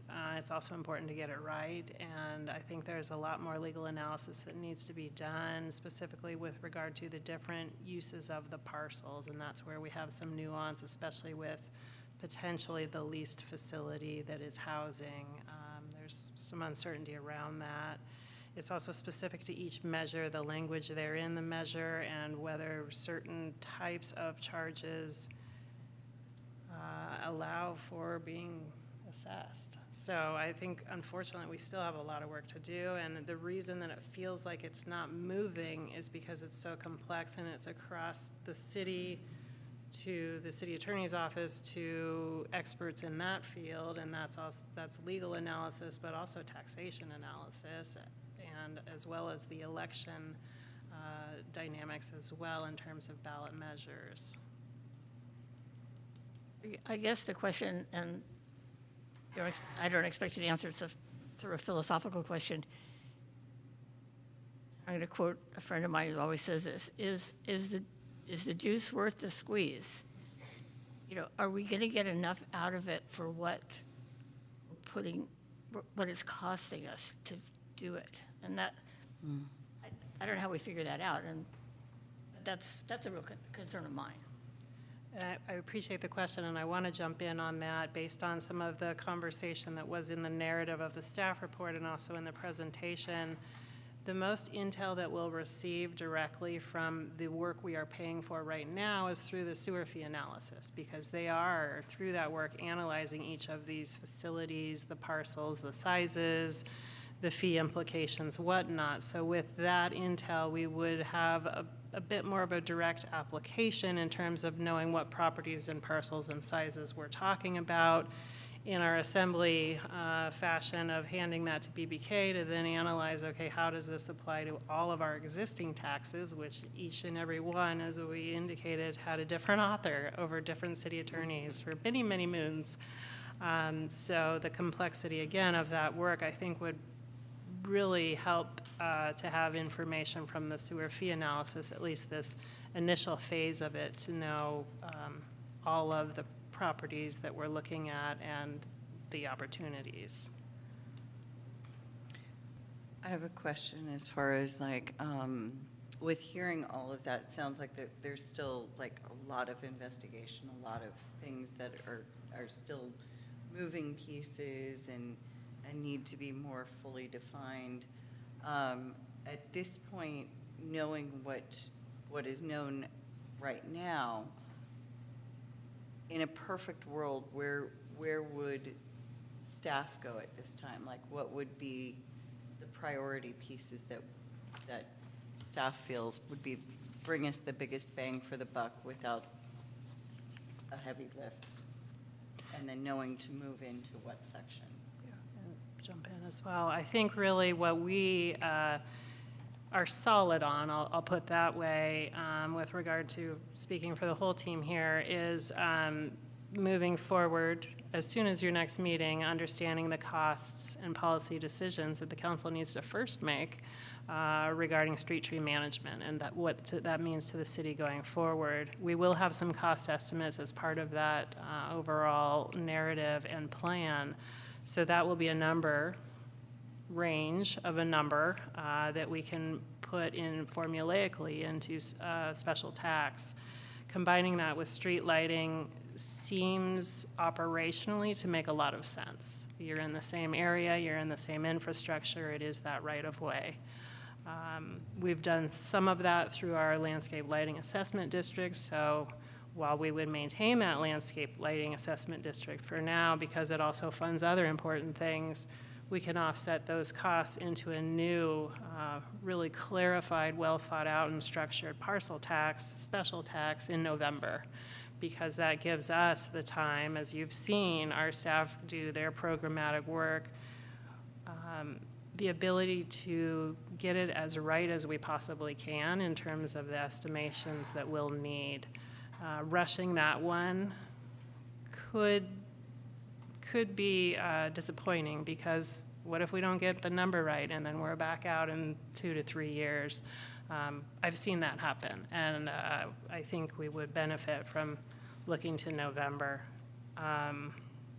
As Rana mentioned, we're moving along with the business license tax. There will require some engagement with the business community, and that's something we didn't do well last time. So we really need the time to at least try and have those conversations as much as we can. Bonding, I've noted we can come back to the council with, again, an introductory conversation, but with honesty, that would be probably closer to 2028, so that we understand, we've hit all these lower hanging fruit, if you will. They're still complex and hard to achieve, but we've really got those revenue streams confirmed through the voters, and we know what else we need. With the modernization of the taxes, again, it's an ongoing project. I would envision we could get to some of them in 2026. I know that there has been a thought, at least at the staff level, that combining our existing landscape lighting assessment district with our open space Measure M parks tax could be the modernization for that funding mechanism for parks overall in 2028. Again, thoughtfully pacing ourselves with street tree management and street lighting in 26, and then a new additional tax cleanup, if you will, combination of 2 taxes into one for 28. Again, those are all special taxes, and really what we're looking at when we talk about budget and operating budget and concerns and how are we going to pay our day-to-day services and core services is our general fund and stabilizing that. So everything we're talking about right now is those special additions or enterprise opportunities. And usually we get a little pinch out of that, though, with, what we've thoughtfully been doing, and with at least a handful of the last measures, is incorporating the administrative overhead or a staff position or a staff position and a half. So as we begin to integrate kind of the whole cost of these programs, the special taxes do help support the general fund. But again, they are not necessarily general fund dollars that you could repurpose to save a certain service or program or whatnot. So really just, I know that's repetitive, and I know the council understands the difference, but just want to keep that part of the perspective as well. Well, and I'm also just going to jump in here with, things continue to cost more for different things. I'm hoping that, again, that's that special tax with the street and lighting, but upgrading our lighting would be hopefully generate some cost savings because of the more energy efficiency of the lighting infrastructure then. And then as well as, managing our street trees more will probably also save us some money on the storm drains and such in the future as well, less branches, less issues with that. So, I know it's probably not going to be as significant as, but it does help, in that aspect as well, right? So. I suspect, since the streetlights are all pretty much LED already, and a lot of them were burned out, that might actually increase our cost, not decrease our cost. Although I think the way streetlights are paid for is it's a fixed charge from PG&E. I don't think it's based on energy. So even a burned out light, I don't know, maybe staff can correct me if I'm wrong, even a burned out light is a charge from PG&E.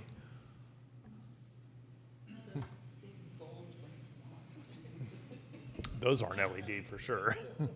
Sure, you're exactly right that we get charged on a per unit basis. And that's one of the things we want to do here is actually go clean that up, because I think that probably still has some high pressure sodium lights still mixed in there. And as we go through and develop that program, we want to make sure we're getting charged correctly. Thank you. Between the options of proposing a brand new special tax that would be streetlights and trees, and reauthorizing existing taxes to add those in, I'm much more inclined to the latter. And I'm not concerned. I mean, there's always concern, but with reasonable messaging, I'm not concerned that proposing to increase it to, say, add streetlights to the street and storm drain funding would be more of a negative than a positive, because I've just heard so much feedback that that's what people want. So I think it would actually be a positive to the measure, and net positive, even given the 2/3 passage threshold. That's not the one that was causing alarm bells for me. Which one is causing the alarm bells? I think the active transportation, because I think Okay. active transportation, if we ever get to the place of reauthorizing sidewalk, which we just did, but I think that needs to find another home, because while it is safety, I think that's another bucket, whereas like I can talk to anyone about street trees and get them on board. I can talk to anyone about streetlights. I can talk to anyone about traffic calming. Active transportation, for some reason, is hyper divisive. Yeah, That is the one that I would be most cautious about too. Great. And so street lighting and traffic calming. And street trees. And street, Yeah, well, I mean, and street light. I mean, I guess I'm more inclined to put street trees in with open space. Sorry, I was just saying those three, I'm comfortable Right. with them being integrated in an existing tax that's been Yeah. reauthorized. It is active transportation. I believe it is hugely important, but I think that has the potential of sinking things, and I would keep that separate. Yeah. Okay. Fine with me. I might argue that if we did active transportation, we might consider EV infrastructure combined with that, so that it is really serving a greater diversity of our community. Yeah. Yeah. We're not even close to talking about EV tax yet. So I guess in terms of the timing, we're about 9 months ahead of March 2nd. In prior election cycles, that's about the amount of time that council, it's usually in the fall for late fall for the general election. I guess that's more like 11, well, no, that's about 9 months, because we have to say in August. Yeah, it's about the usual timing ahead of the general election that I recall council's had a discussion of funding measures. Now this is, I'm hearing, more complicated, so maybe that's the factor here, is that these are more complicated than what we've done in the past. A couple of points there. Yes, this is typically the kickoff period for the 2-year planning for the general election. So yes, it is the same time frame in terms of working towards November 2026. Now, the other thing is how fully baked are we with the numbers? And as I'm hearing some changes in, okay, we're going to reimagine or reauthorize this tax, I don't know that staff necessarily has the cost need for these newer things that were not included in the staff report whatsoever in terms of traffic calming. So if we're doing something different, which is totally reasonable to consider, we would need to know how we're figuring out what our cost need is, and I don't know how long that would take. The other agenda item on your your agenda tonight is the work that same team does in terms of implementing our CIP. So again, we don't necessarily have a team simply doing this work and able to produce it in 9 months necessarily, but again, that's something we can consider and return with. I just want to make sure that you have that perspective. So, Preston, can you state again how you're bundling these, or what taxes are we reauthorizing? So my understanding is eventually all of them would be reauthorized other than the library, because none of them have the language that's required to be able to levy taxes on these private entities that are on UC land. Private for-profit entities, I should emphasize, that are on UC land, that are using our services. So I don't know if that answers the question. So it's streets and storm drains, it's the parks tax, and EMS, ALS, FS tax, the big ones that are coming to mind at this moment. Then how would you divide them? So I would EMS, ALS, FS tax. I mean, that one's a pretty clean renewal. It's restructuring it so that it's on building square footage for residential rather than land area. And it would be adding in authorization to spend revenue on firehouse maintenance, which isn't currently there. The current measure allows spending on fire equipment, but not maintenance of the firehouse itself. So I wouldn't be saying that would cover it, but I just want to expand the range of what it can be spent on. So that'd be one. And then the streets and storm drains tax. I didn't get the current revenue from that, so I couldn't run models on like which way I would prefer to restructure that, but it would be on square footage of either land or buildings, one or the other, because that's a more equitable way to do it. And with the language that would allow levying the tax on these entities, plus the addition of streetlights and traffic calming. And then the parks tax would be reauthorized to incorporate the landscape and lighting assessment district revenue and sunsetting that, and incorporating street trees and the language that would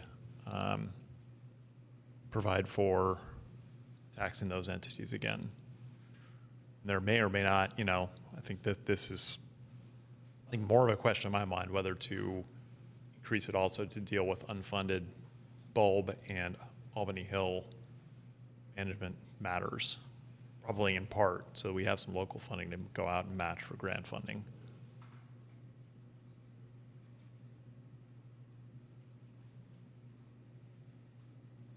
Now, I don't know that, I'm not saying all of these happen this November or this primary, but that's kind of the structure that I have in mind. So is that 2 or 3? So that's 3. I'm sorry, is EMS Sure. separate? So yeah, EMS, ALS, FS, fire suppression, that one's separate. Yeah. 1, 2. Okay, thank So you. that one would have no increase beyond applying it to these entities. And a real threshold question there is, if these cannot be levied on the new student housing, which again is for-profit, just want to emphasize that, then it wouldn't make sense to go to the primary ballot because the increase would not be substantial enough to really be worth the squeeze, as you said. But if it can, and it may be a different answer for different measures, I don't know, then if at least 2 of them can, then it would be worth going to the primary ballot from a pure expense standpoint, because we would gain another year of that increased revenue, only from the revenue perspective, not from the imposition on staff. One thing I wonder is, since BBK wrote the EMS, ALS, FS support measure, it doesn't have the provision to levy the tax on these possessory interests.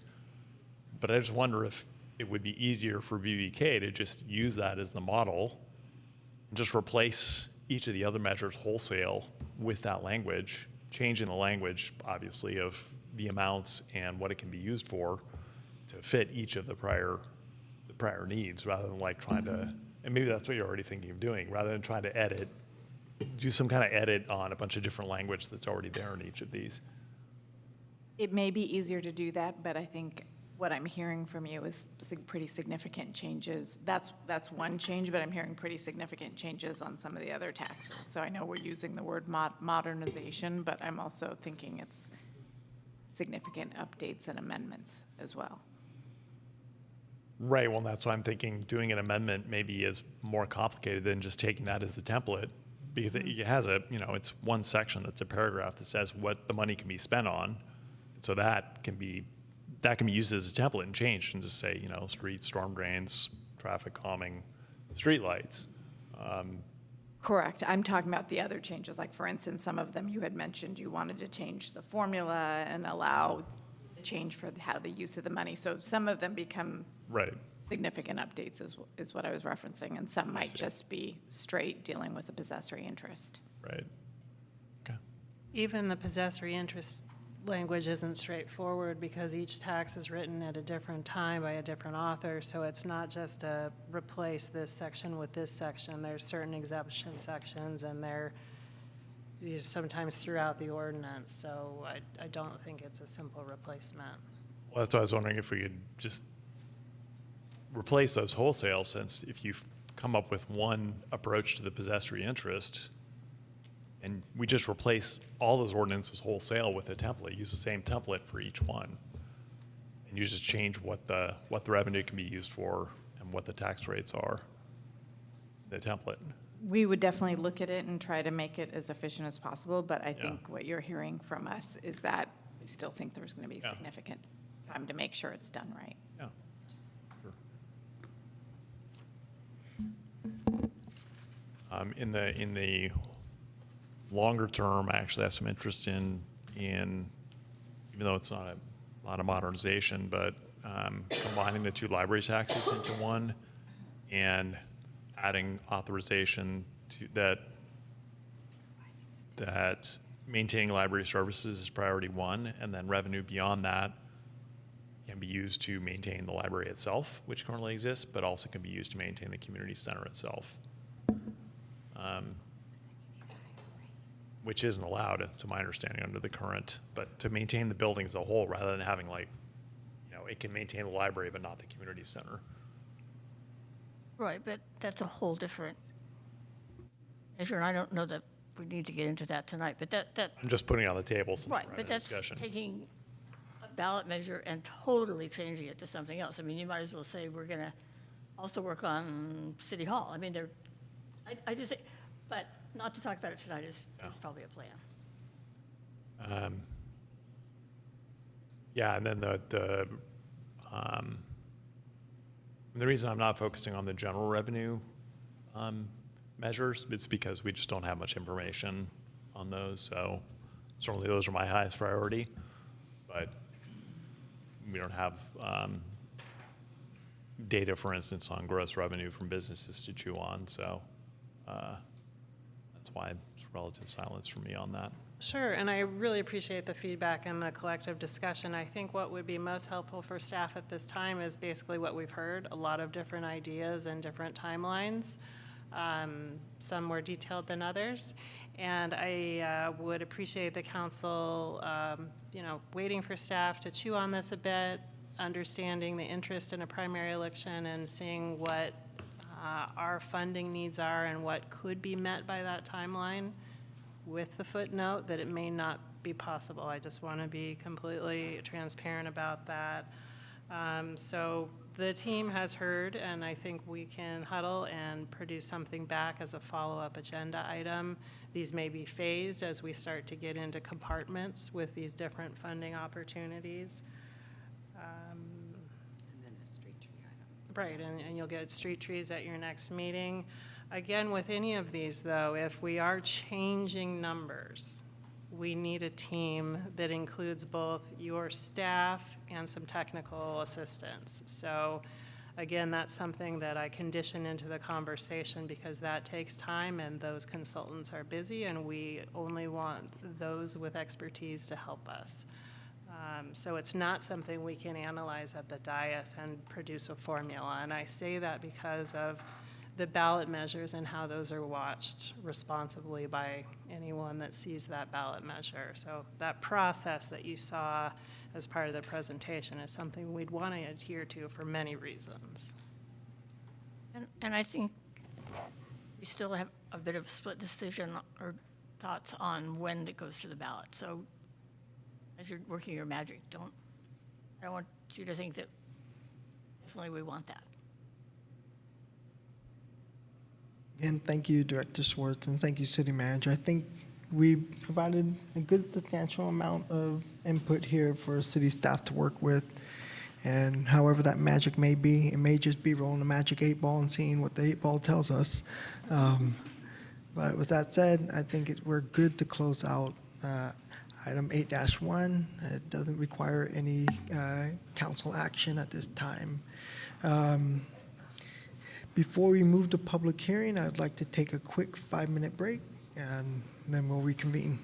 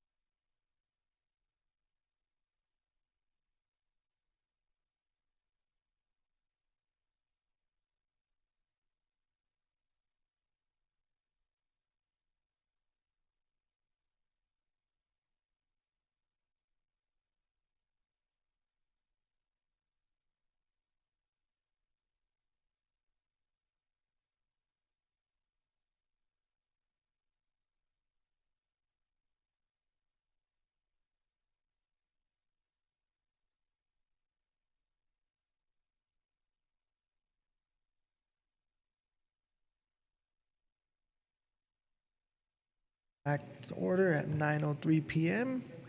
We will get started back on item number 9, public hearing. We'll start with item 9-1, delinquent solid waste collection account, and I will send it off to city staff. Good evening, Mayor Lopez and council members. Jeff Bond, your Community Development Director. This first public hearing is related to waste management. As you know, waste management provides solid waste collection services to the City of Albany.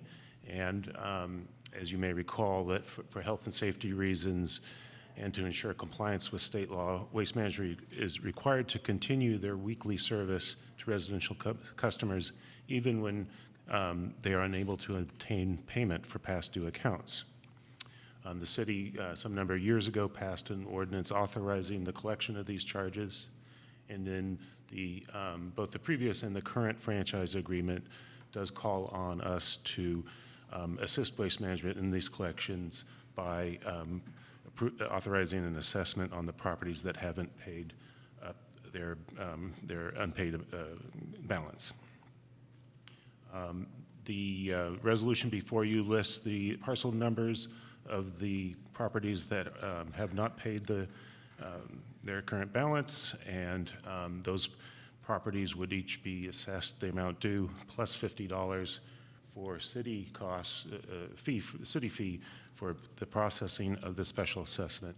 In addition, the county will place their own fee on the collection as well. For your information, there have been a series of notices sent to the property owners and the tenants of these properties. Waste Management mailed 4 notices over the past several months, and on July 10th, our office sent a final letter with notice of this public hearing.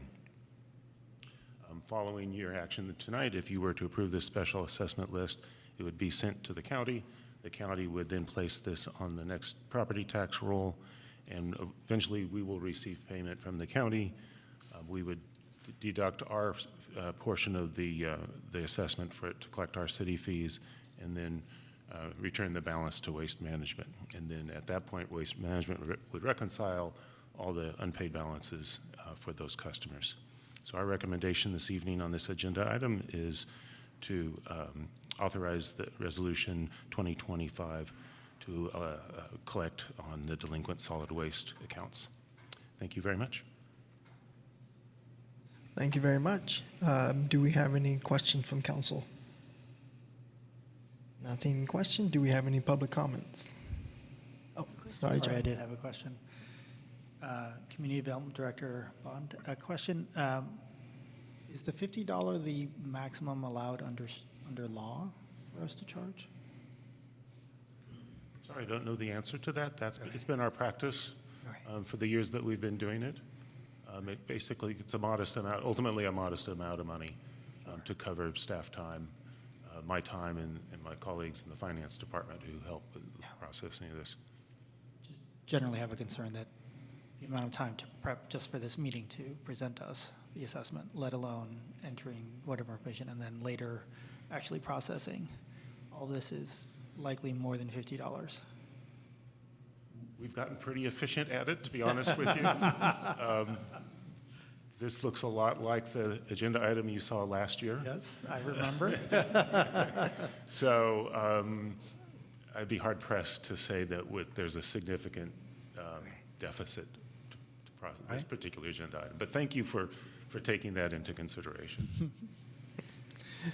And that was the only question. All right, thank you. Do we have any comments from public? Not seeing any. Bring it back to council for discussion. I'll move adoption of resolution 2025-51. I will second. Thank you very much. City Clerk?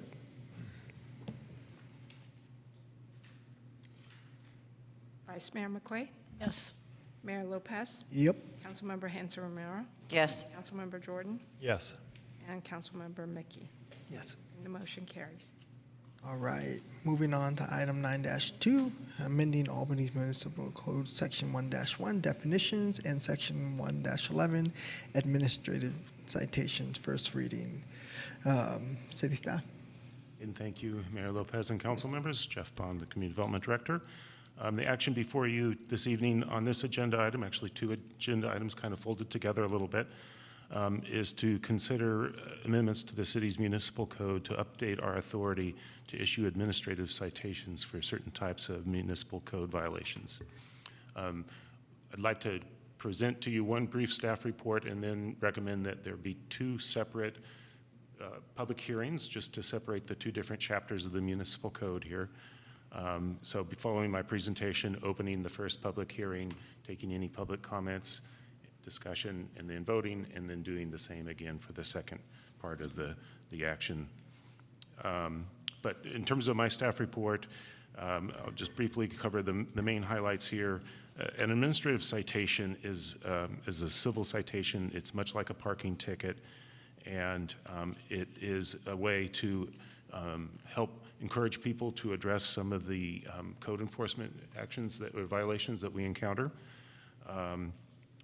As with any case, we strive first to notify people and engage them with problem solving and send courtesy notices and so forth. But ultimately, if we're not getting action from a property owner, this is one of the tools that we would like to have. The current municipal code was last updated in 2009, and the proposed amendments before you this evening reflect changes in state law, case law, and best practices of the profession that have evolved since then. The proposed amendments do not change the nature of the violations that may be enforced. Rather, they update the procedural framework for the issuance of the citation. For your information, these citations would most likely be used for activities that are associated with the Community Development Department, the Fire Department, and the Public Works Department to help deal with some of the range of compliance issues that our departments encounter. We're entering into this with an awareness that not every case is simply a matter of stubbornness. There are often people who simply don't have the ability to address their code violation, and we will always try to work with people where they're at to try to get them to bring resolution. But again, having the administrative citation option is a useful tool. In addition, we'll always be careful when we're dealing with a situation that involves occupied housing. We don't want to do something that inadvertently causes someone to be displaced from their housing. So we're entering into this with care. And then in closing, I'd like to point out that this does address one of your strategic plan goals to identify resources and options to enhance code enforcement programs. With that, again, I'd be happy to answer any of your questions. Thank you very much, Director Bond. Any questions from council? Not seeing any questions. Do we have any comments from the public? I think, Mayor, you were going to open the public hearing on each item separately. Sorry. Item, do I reference it as item? Yes, so if I may, open the public hearing for the first reading of ordinance number 2025-03, which is addressing municipal code chapter 1. Okay, So I'm asking if there's any public comments on 2025-03. Not seeing any.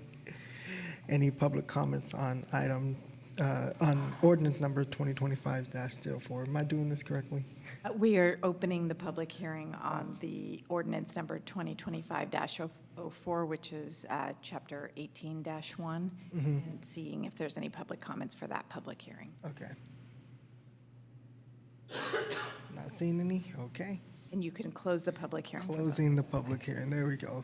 Thank you. It is getting late. Yep.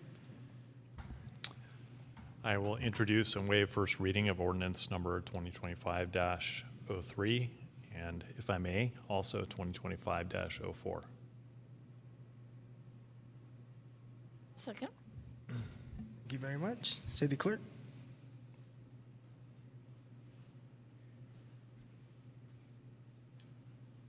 Councilmember Mickey, Yes. Vice Mayor McQuay, Yes. Mayor Lopez, Yep. Councilmember Hanser Romero, Yes. and Councilmember Jordan. Yes, and before he escapes,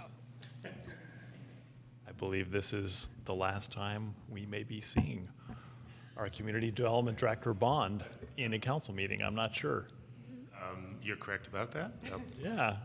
Well, so I have been happy to work with you for much longer than I've been on council. It's been a pleasure. I really appreciate your service to the city, and I imagine we'll have opportunities to congratulate you and thank you at some other later date, but I didn't want the moment to pass without comment. That's very kind, and it's been my great honor to work with this council and all your predecessors over 19 years and my friends next to me. So thank you for that. That's very sweet. Thank you, Thank you, Councilmember Councilmember Jordan. You beat me to it there. I was gonna hold him in the hot seat here, but yeah, there's. I can crawl over. Since 2006, we've been blessed with Jeff's presence, and he truly is leaving a legacy. Well, I'd like to add my thanks before you leave. Since we've got you, we're not letting go. First time I remember seeing you was you were still at UC, and it was a meeting that became the 2x2s, which then became the 2x2x2s. So it's been a long time, and I want to thank you for all of the work you've done. And I know it's not always been easy, but you got through it with grace and humility, and you will be missed. Likewise, Director Bond, thank you, and I think I agree very much with Vice Mayor McQuaid. It not only hasn't always been easy, I don't think it's ever been easy.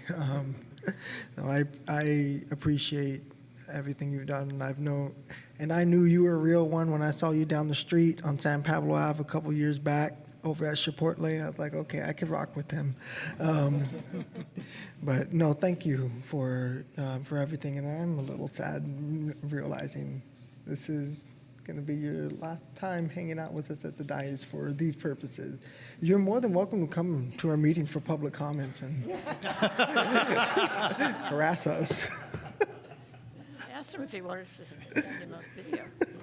I'll refrain from. Again, thank you very much. Oh, and look like Councilman Morrell has. Yeah, thank you so much, and we wish you all the best. I hope you can finally shake off all of this and just enjoy yourself. So thank you for all your hard work over the years. Much appreciated. Thank you very much. I can tell my Brown Act training hasn't really sunk in because I'm pretty sure this is not on the agenda. Thank you.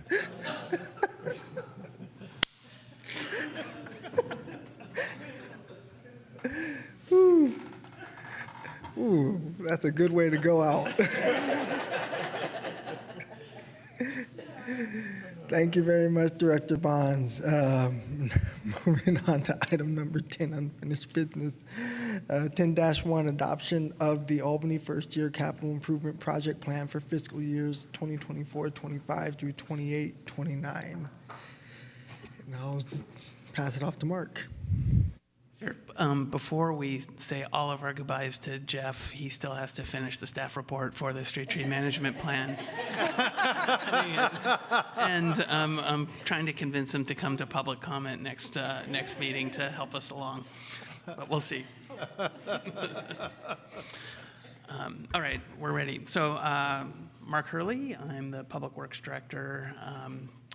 And good evening, Mayor Lopez and Council. I'm here tonight with Allison Carrillo and Devorah Zotter. Allison's our CIP Program Manager, and Devorah is our Public Works Program Manager. And they're really responsible for all the work that went into the document that we have here tonight.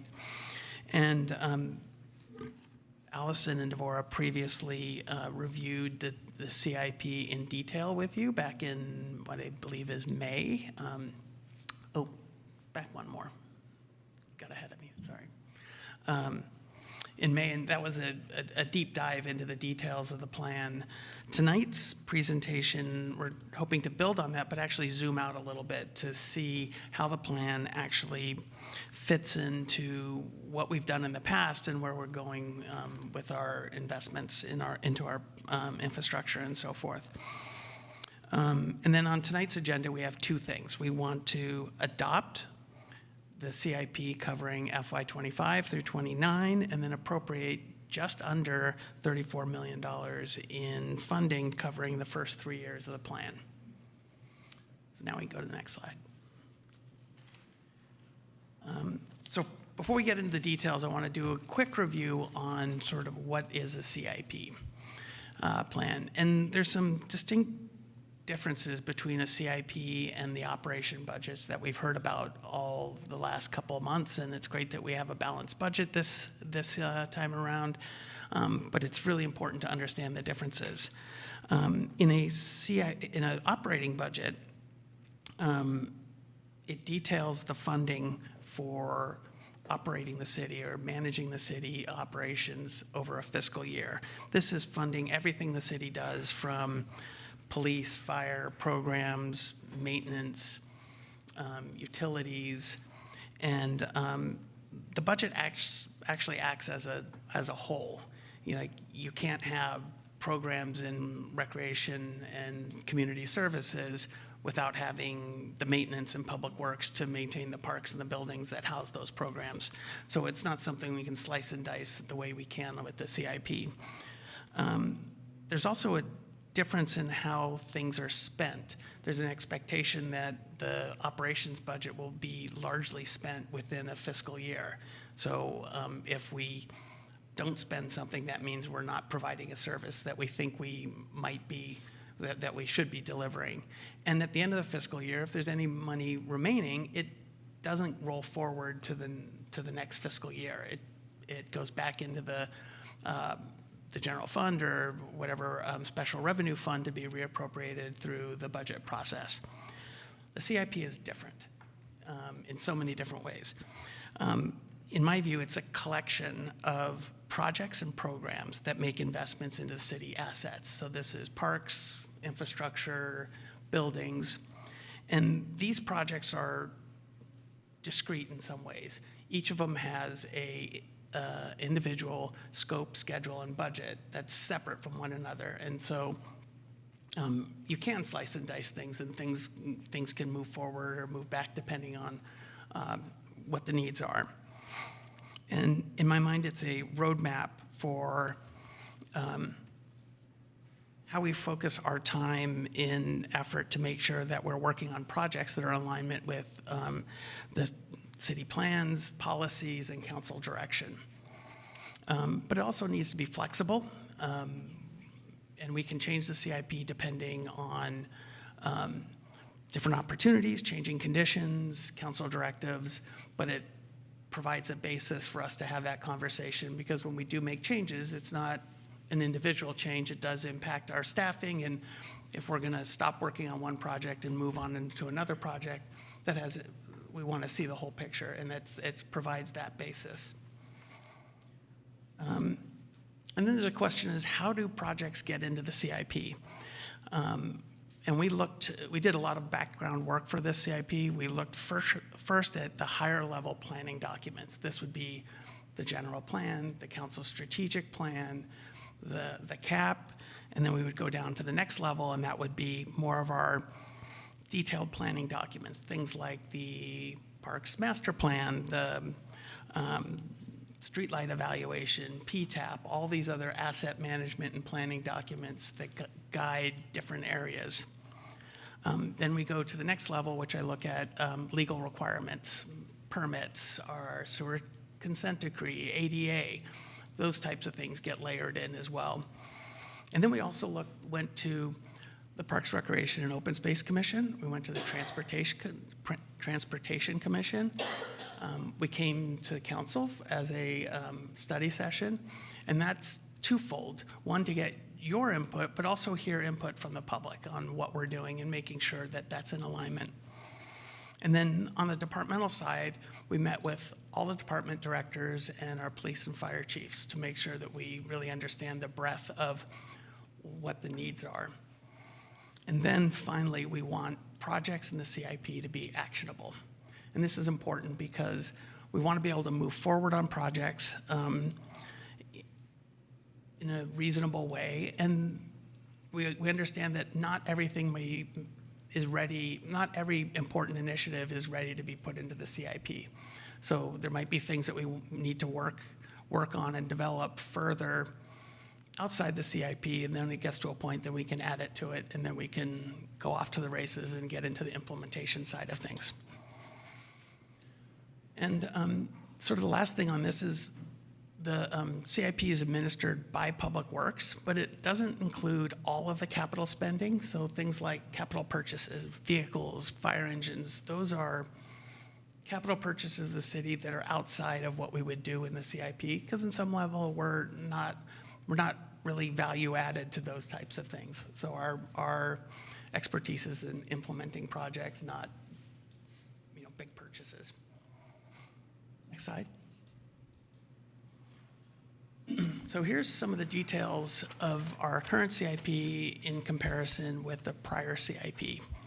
The CIP is significantly more. It's a prior CIP from FY 2020 to 2024 was 42.6 million. We're at 62.8 this CIP, which is great. And one of the big differences I see is the theme for our prior CIP was clear the backlog of projects and to sewers. We were really a little bit behind on our sewer consent decree work. We've really focused on that. And we've cleared a lot of projects that have been lingering. And I was going to say that we've made significant progress on the San Pablo Avenue Complete Streets, and that was one of those projects that actually started prior to me coming to the city over 8 years ago. So really happy that we're clearing some of these so that we can be forward-looking in what we're doing.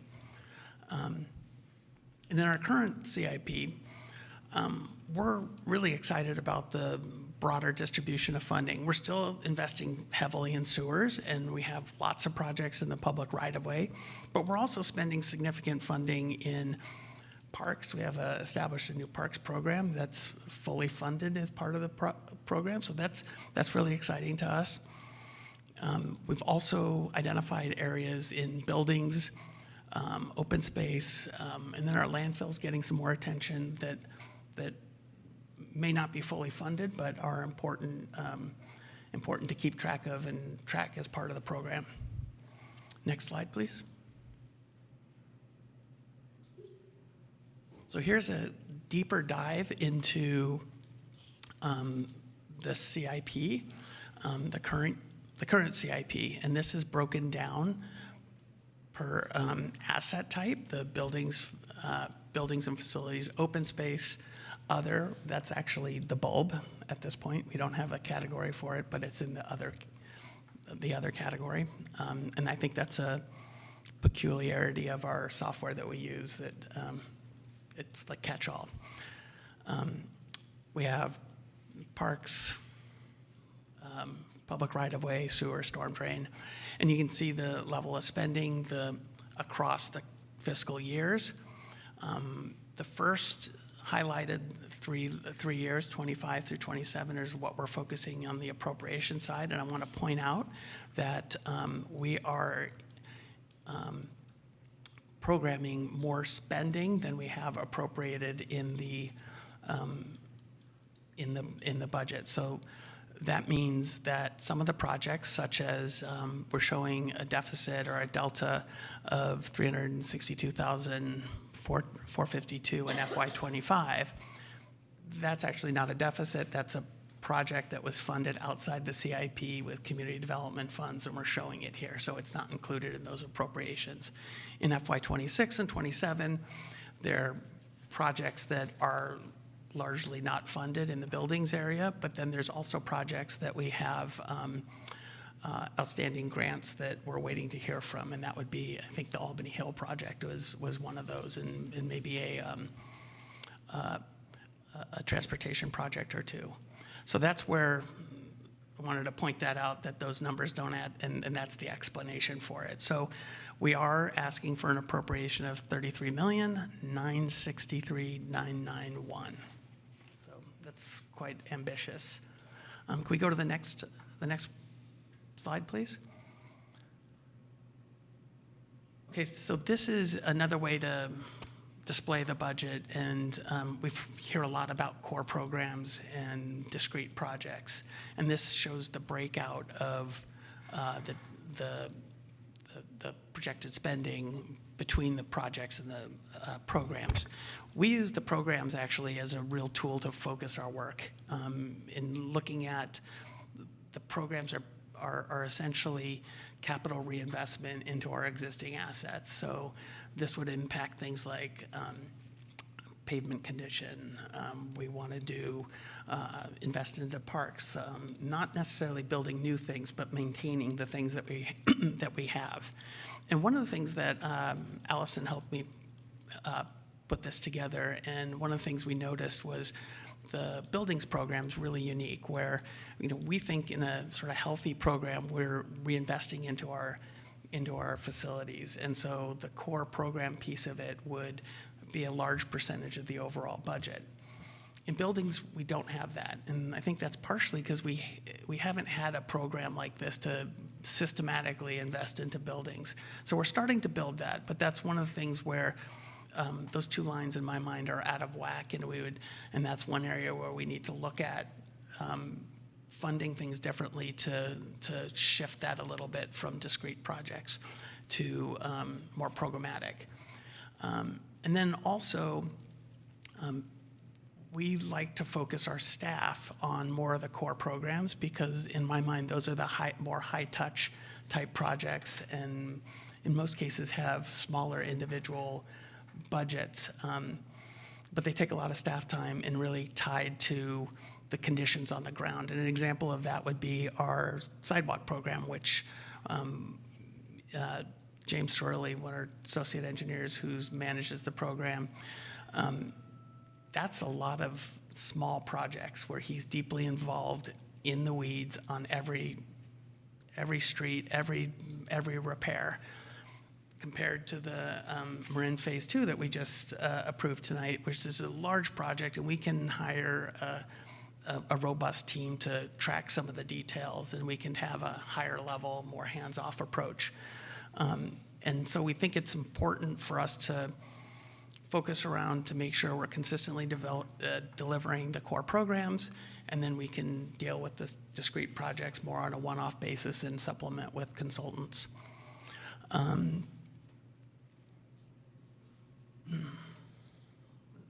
So that's basically my overview of the thing. And at 9:30, we will maybe open it up to questions. All right, thank you, Mark, appreciate it. Bringing it back to council, do we have any questions here at the dais? No, all right.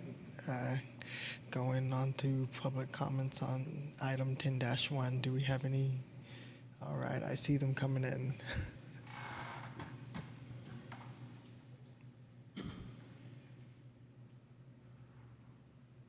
Hi, this is Catherine. Thanks so much for taking the time to share more about the capital improvement plan.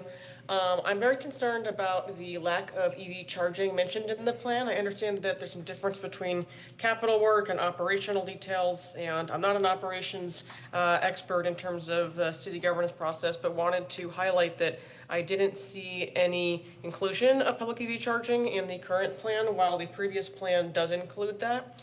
Also curious to know where we can include modernizing the community center to include electrification upgrades, in particular to help teach people how to cook on induction stoves. We have an induction cooking program, we have the climate emergency declaration, and we have this focus on electrification at the city level. So having gas stoves as part of cooking classes is really not aligned to our planned climate goals. So being able to modernize those can be done in a phased approach. Phase 1 could be renter-friendly hobs that are portable, 120-volt, plug in the wall. You can buy them today if you want for about $100 a pop. That could immediately address the need to help teach people how to cook on induction rather than gas. And then while the city looks into the budgeting for a more permanent solution, such as battery-enabled induction stoves that are currently on the market, that are available, 3 different brands available this year to help with resilience because they're battery-enabled, as well as having consumer-grade electronics in them. If the city desires to have commercial-grade induction stoves, those do cost more, but that can be budgeted for potentially in the future in the course of a 5-year plan. Happy to talk more in detail with city staff or folks as needed to talk about the best options for this, as I have a background in building decarbonization from my previous work. So I want to draw attention again to the community center electrification and EV charging that I didn't see mentioned enough in this plan. So thank you very much. Thank you for your comment.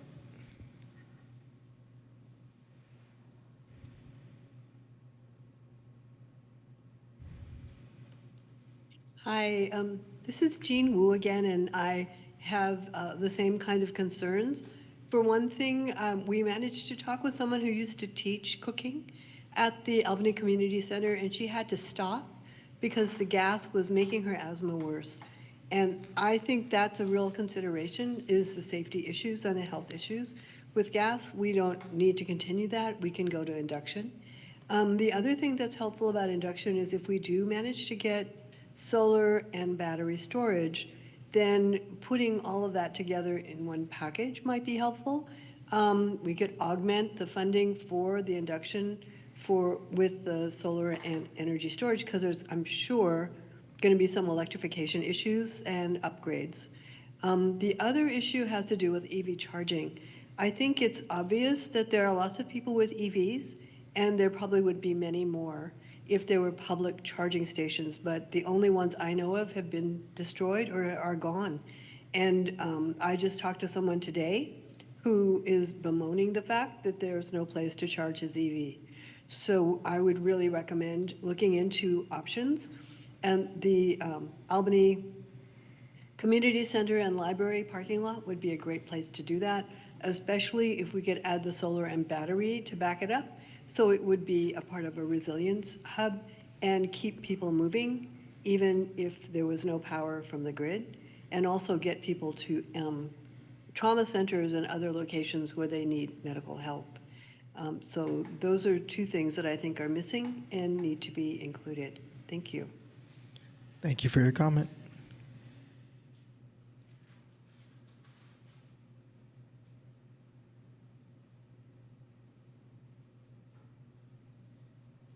Thank you. This is Lucinda Young. I'm also a member of the Albany Climate Action Coalition. I also share a concern about the discrepancy between the earlier CIP, which had a specific provision for the installation of 5 EV chargers. They were supposed to be in the community center parking lot, Ocean View parking lot, Civic Center parking lot, and the Public Works parking lot. And that CIP specifically recognized that specifically stated, installing publicly available charging station will support use of electric vehicles for residential use as well as municipal vehicles and reduce vehicles miles traveled to nearby cities for charging. And I see the proposed CIP on page 84. It converts that project into project 51015, which is just a plan to assess the electrification of the city fleet and doesn't have anything to do with public EV chargers. So I'm concerned that I don't think this is consistent with our climate action adaptation plan or the climate emergency declaration. And I'm not seeing my time coming up, so maybe if you could put that up so I know how much time I have. Eliminating chargers from the CIP, I just think it's wholly inconsistent with the CAP, and I'd urge you to include it in any kind of, any CIP that you adopt. I think we're to to my knowledge, we're the only city in our area that does not have municipal EV charging. Berkeley does, El Cerrito does, Oakland does.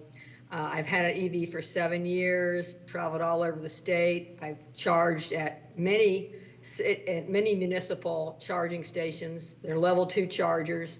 I know there are hurdles. I've heard, I've spoken about this at previous city council meetings, and I've been told that there have been hurdles that were unexpected, and that's why these 5 EV chargers that were supposed to be installed in 2021 did not get installed. But the fact remains, all our neighboring cities have installed these. Cities across the state have installed these.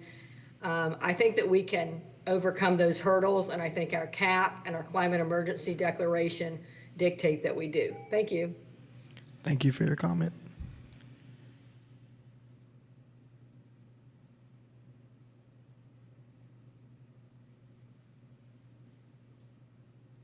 Hi, good evening. Ian McLeod here. I'm on the Planning and Zoning Commission, speaking on my own behalf. I'd like to agree with all the comments made about EV charging. It's very important, both for public charging stations and for staff and city vehicles. I think we want to support staff getting to work with EVs. We want to convert all our city vehicles to EVs.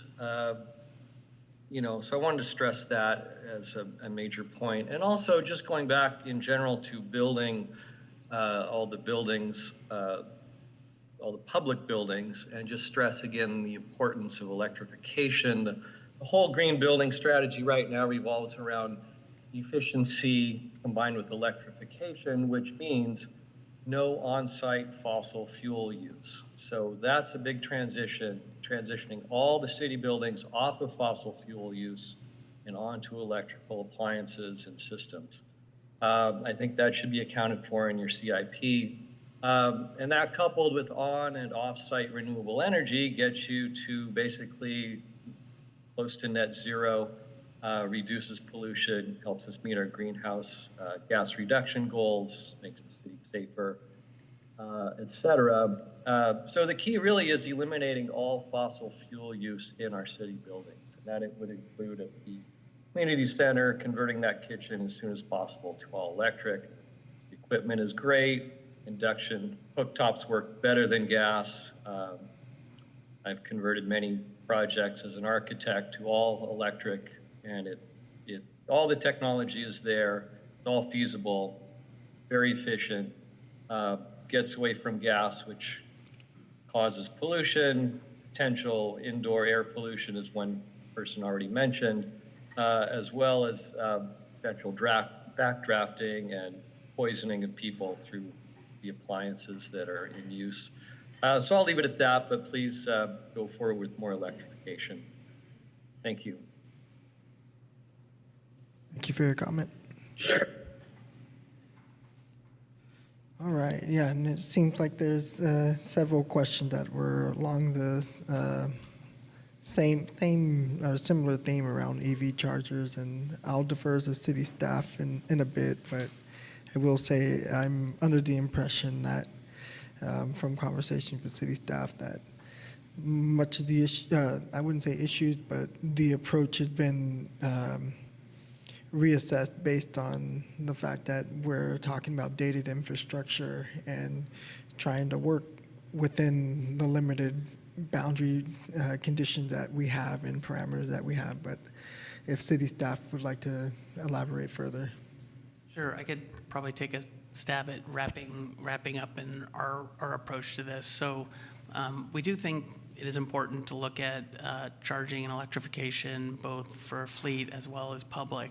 We've chosen an approach where we're first focusing on city buildings, trying to understand what it takes to change buildings over holistically to electric. We have done things where a water heater will break and we'll replace it with an electric water heater. That only goes so far before we need a broader strategy of how we approach buildings, because none of the buildings have been designed with that in mind. So it does take a significant amount of work in terms of redoing HVAC systems and so forth.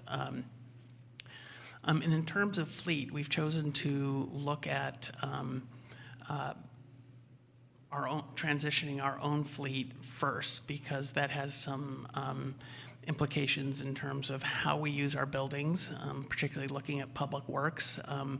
We store our vehicles inside our equipment base, so it has some challenges of how we run power to different places within the building, how that works with our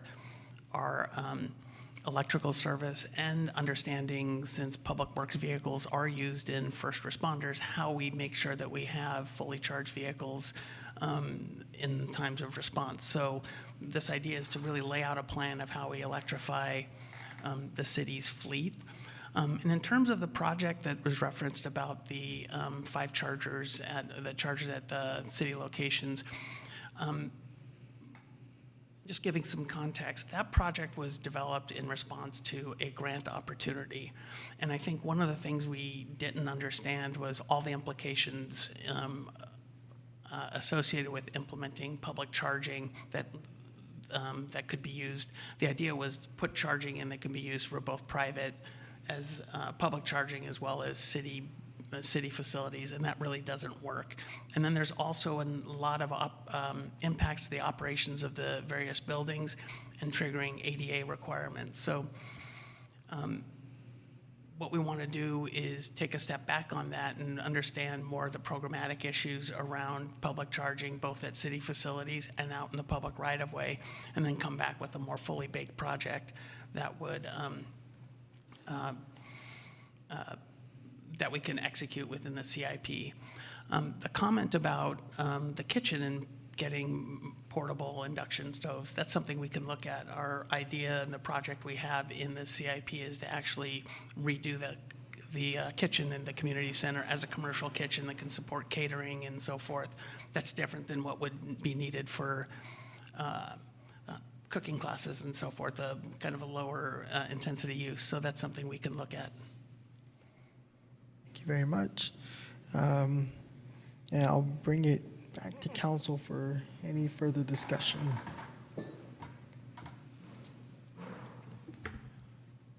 So is the idea that looking at public EV charging would come after looking at charging for the city's fleet?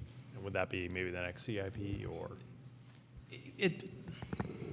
I don't think there's sequential in that. When something is developed and we have policy around whether it's in a public right-of-way, I think there's one set of policy implications in a right-of-way than it is in a city parking lot. And so when that's developed to a point where we can execute a project, that's where the flexibility of the CIP comes in, where we can add it to it. Okay, thank you. So add, we are very focused on the CIP, obviously, as part of this agenda item, but work around infrastructure for charging electric vehicles is ongoing through different staff, meaning that we have more than one staff person working on climate initiatives. And so that work is underway through a combination of planning staff to work with private businesses, commercial businesses, to understand any opportunities in the many parking lots that are clearly much larger than city facility parking lots. Again, outside of the CIP, so I don't want to take from this agenda item, but wanted to make that noted. Thank you, City Manager, for making sure we're pivoting in the right direction. And I, before we discuss a bit further here, the council more around the CIP item, I do want to emphasize that I think our city does a phenomenal job when it comes to trying to be a good actor and good player in response to being in the climate emergency. And I think much of what we're seeing in our CIP shows that, and shows that we are collectively, as leaders and as city staff, trying to inch towards that. And I'll just say really quickly that I do take it personal, this idea of being climate resilient and taking up these appropriate battles. I just had a class take their final exam for a summer session at UC Berkeley, and Though a couple days before their exam, the U.S. National Climate Assessment website was taken down. And so these are very real issues, and I know our city staff members are very much aware of this, and everyone is working round the clock, working hard to make sure that we're addressing the matters around climate change and climate mitigation and risk in the best way possible. And so thank you for highlighting what's going on with the kitchen and efforts around EV charging and what they may look like. But I do want to emphasize that I think many of us here on the council also can agree that climate change is one of the bigger issues and bigger prioritized topics. But again, we're here to talk broadly about our CIP for the next several years, and I want to make sure that we maintain that focus and get through this agenda item.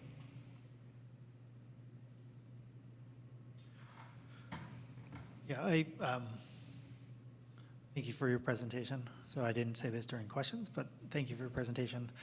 I was doing math before I got here, and then I was doing new math when you told me that we're really only talking about the next 3 years, and then you did all the math for me on your slide. So, but that was really wonderful. And I also appreciate helping understand that there's about a $5 million gap in between what we have in the CIP and what we have funding for. And I appreciate that you emphasize that some of that will be covered hopefully with grants and other sources. Some of it maybe we don't get covered. You know, I think members of the public have talked about the kind of three big topics that came up that consistently come up: EV charging, induction stoves.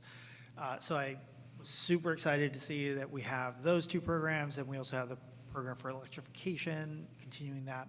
But I also noted that those all said unfunded or funding needed. And so, to the best of our understanding, do we think those are ones that we are likely to get grants for, or are those ones that you'll be coming back to us saying, we can't really do this in 2026 or 2027?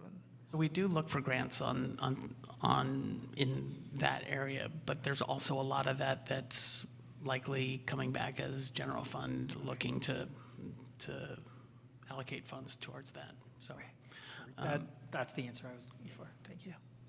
And I will say, particularly in the city fleet, I really appreciate the direction you all as staff are asking us to go in, because at a Cal Cities event, I was able to, there was a session on the electrification and some of the challenges and opportunities. And I'm going to get the city wrong. It's either Newport Beach or Huntington Beach. They did exactly what you are proposing to do. They looked at all their city facilities. They understood across their fleet what they could do. And they laid out an incredible plan. They got all the electrification set up, and then they couldn't buy cars.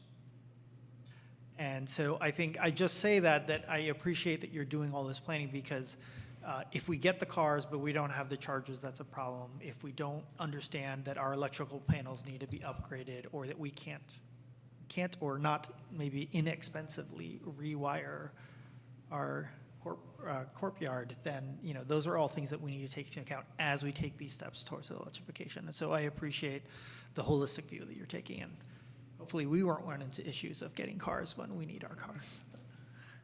just one point on that. It's in our mind, it's not necessarily the pickup trucks, the F-150s and things. It's really looking towards vehicles that really don't have an electric option right now. I'm thinking our sewer truck, our dump trucks and things of that are larger, that those will be a little more difficult to manage, but it's something we need to wrap our heads around and see what vehicles are out there and what's on the horizon in terms of what would be available, and make sure we're counting for those loads. For other council members, there is major concern at Cal Cities at that level that there's some state mandated electrification efforts that are needed for the fleet. And the response from Cal Cities and many of the communities is there aren't even vehicles that do these things yet. They're electrified, or they don't necessarily have to be electrified. They could be hydrogen powered, but these vehicles don't exist, but you have this hard deadline. And so Cal Cities is kind of pushing for some clarification on that. Thank you, Councilmember Mickey. Any further comments from council? I wouldn't be surprised if the state's not providing any funding for that mandate. It's not technically a mandate. Oh, of so course they it don't have to isn't. fund it, Of course it isn't. The state's gotten really good about figuring those nuances out.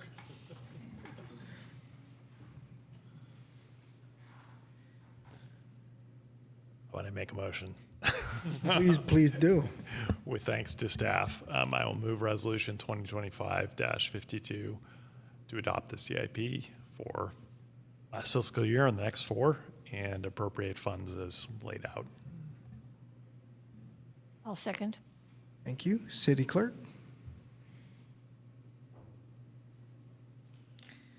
Mayor Lopez, Yep. Councilmember Hanson Romero, Yes. Councilmember Jordan, Yes. Councilmember Mickey, Yes. and Vice Mayor McQuaid. Yes. And the motion carries. All right. Thank you, team. Thank you, Mark. Appreciate it. Thank you, city staff. I think this is when Director Bond now makes a run for it. See you at public comments. We have no new business. We'll be moving on to item number 12, council subcommittee report. And we'll start with Councilmember Mickey.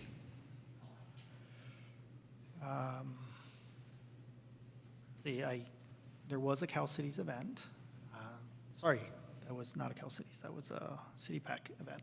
I have no formal events to report. I did not get a chance at the city manager's report to talk about 4th of July. 4th of July was awesome. It was a great event.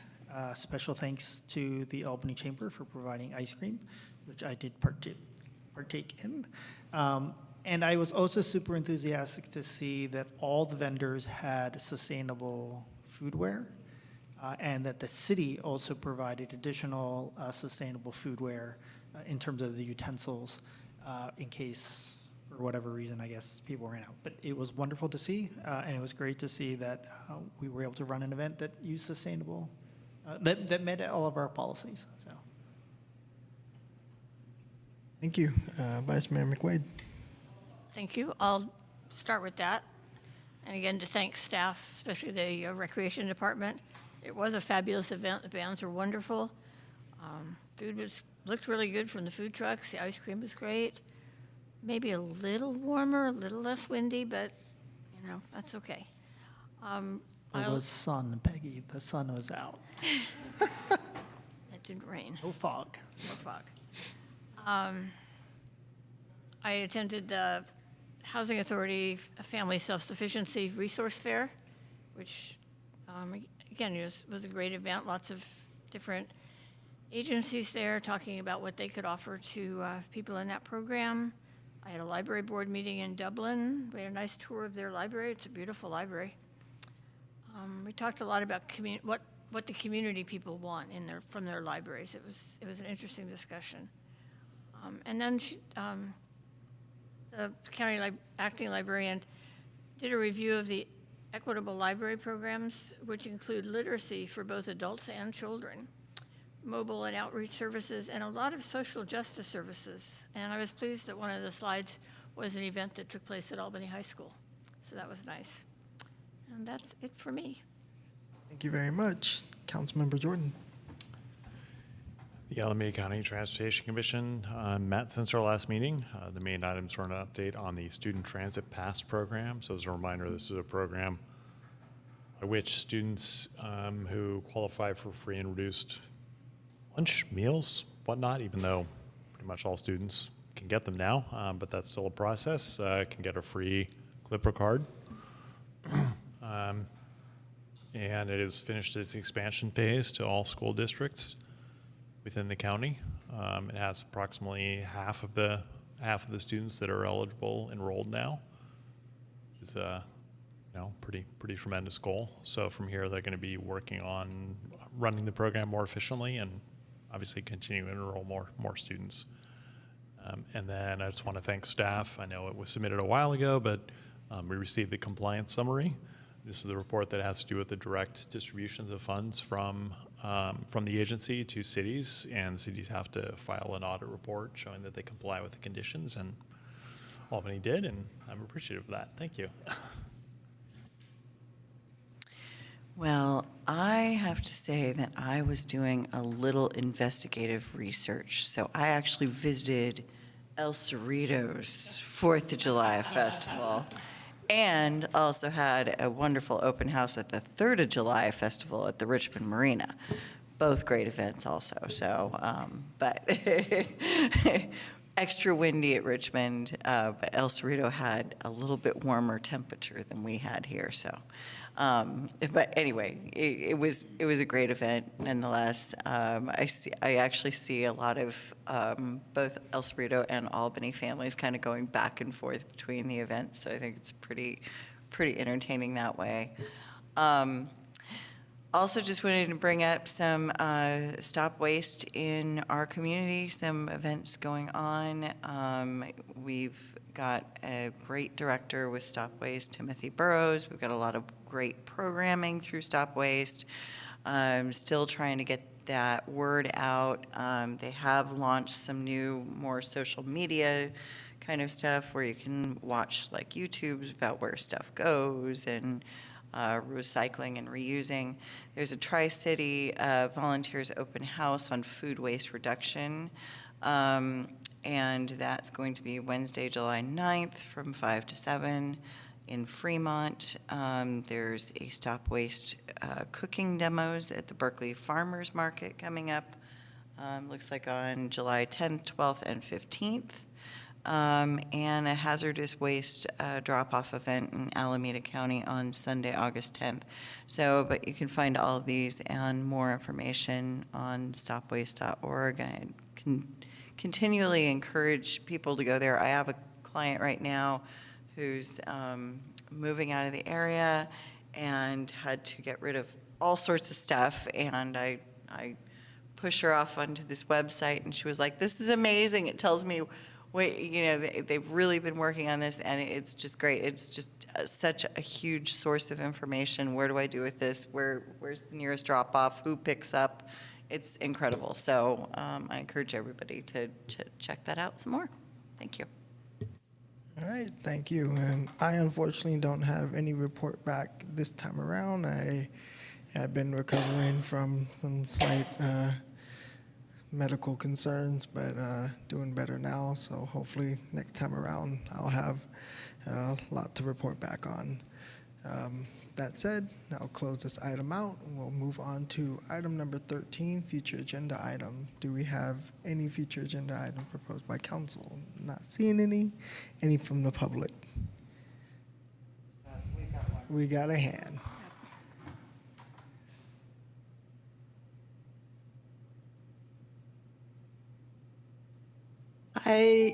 This is Jean Wu again. I hate to be a pill, but I would like to put on the agenda as soon as you possibly can. And apparently after the CAC puts it on their agenda, to include a motion to support directing a staff member to work with Ava Community Energy to develop an answer to the questions that are being placed on our agenda item for their evaluation to get technical assistance for a sustainability hub, a resilience hub in Albany. Also, I want to point out that if anyone is interested in passing this information out, we're going to be doing a Sustainability Sunday talk on the 27th of July on batteries and solar and the new incentives that just came out in June, which are extremely beneficial to lower income families, including renters. Thank you. Thank you. All right, that wraps up item number 13.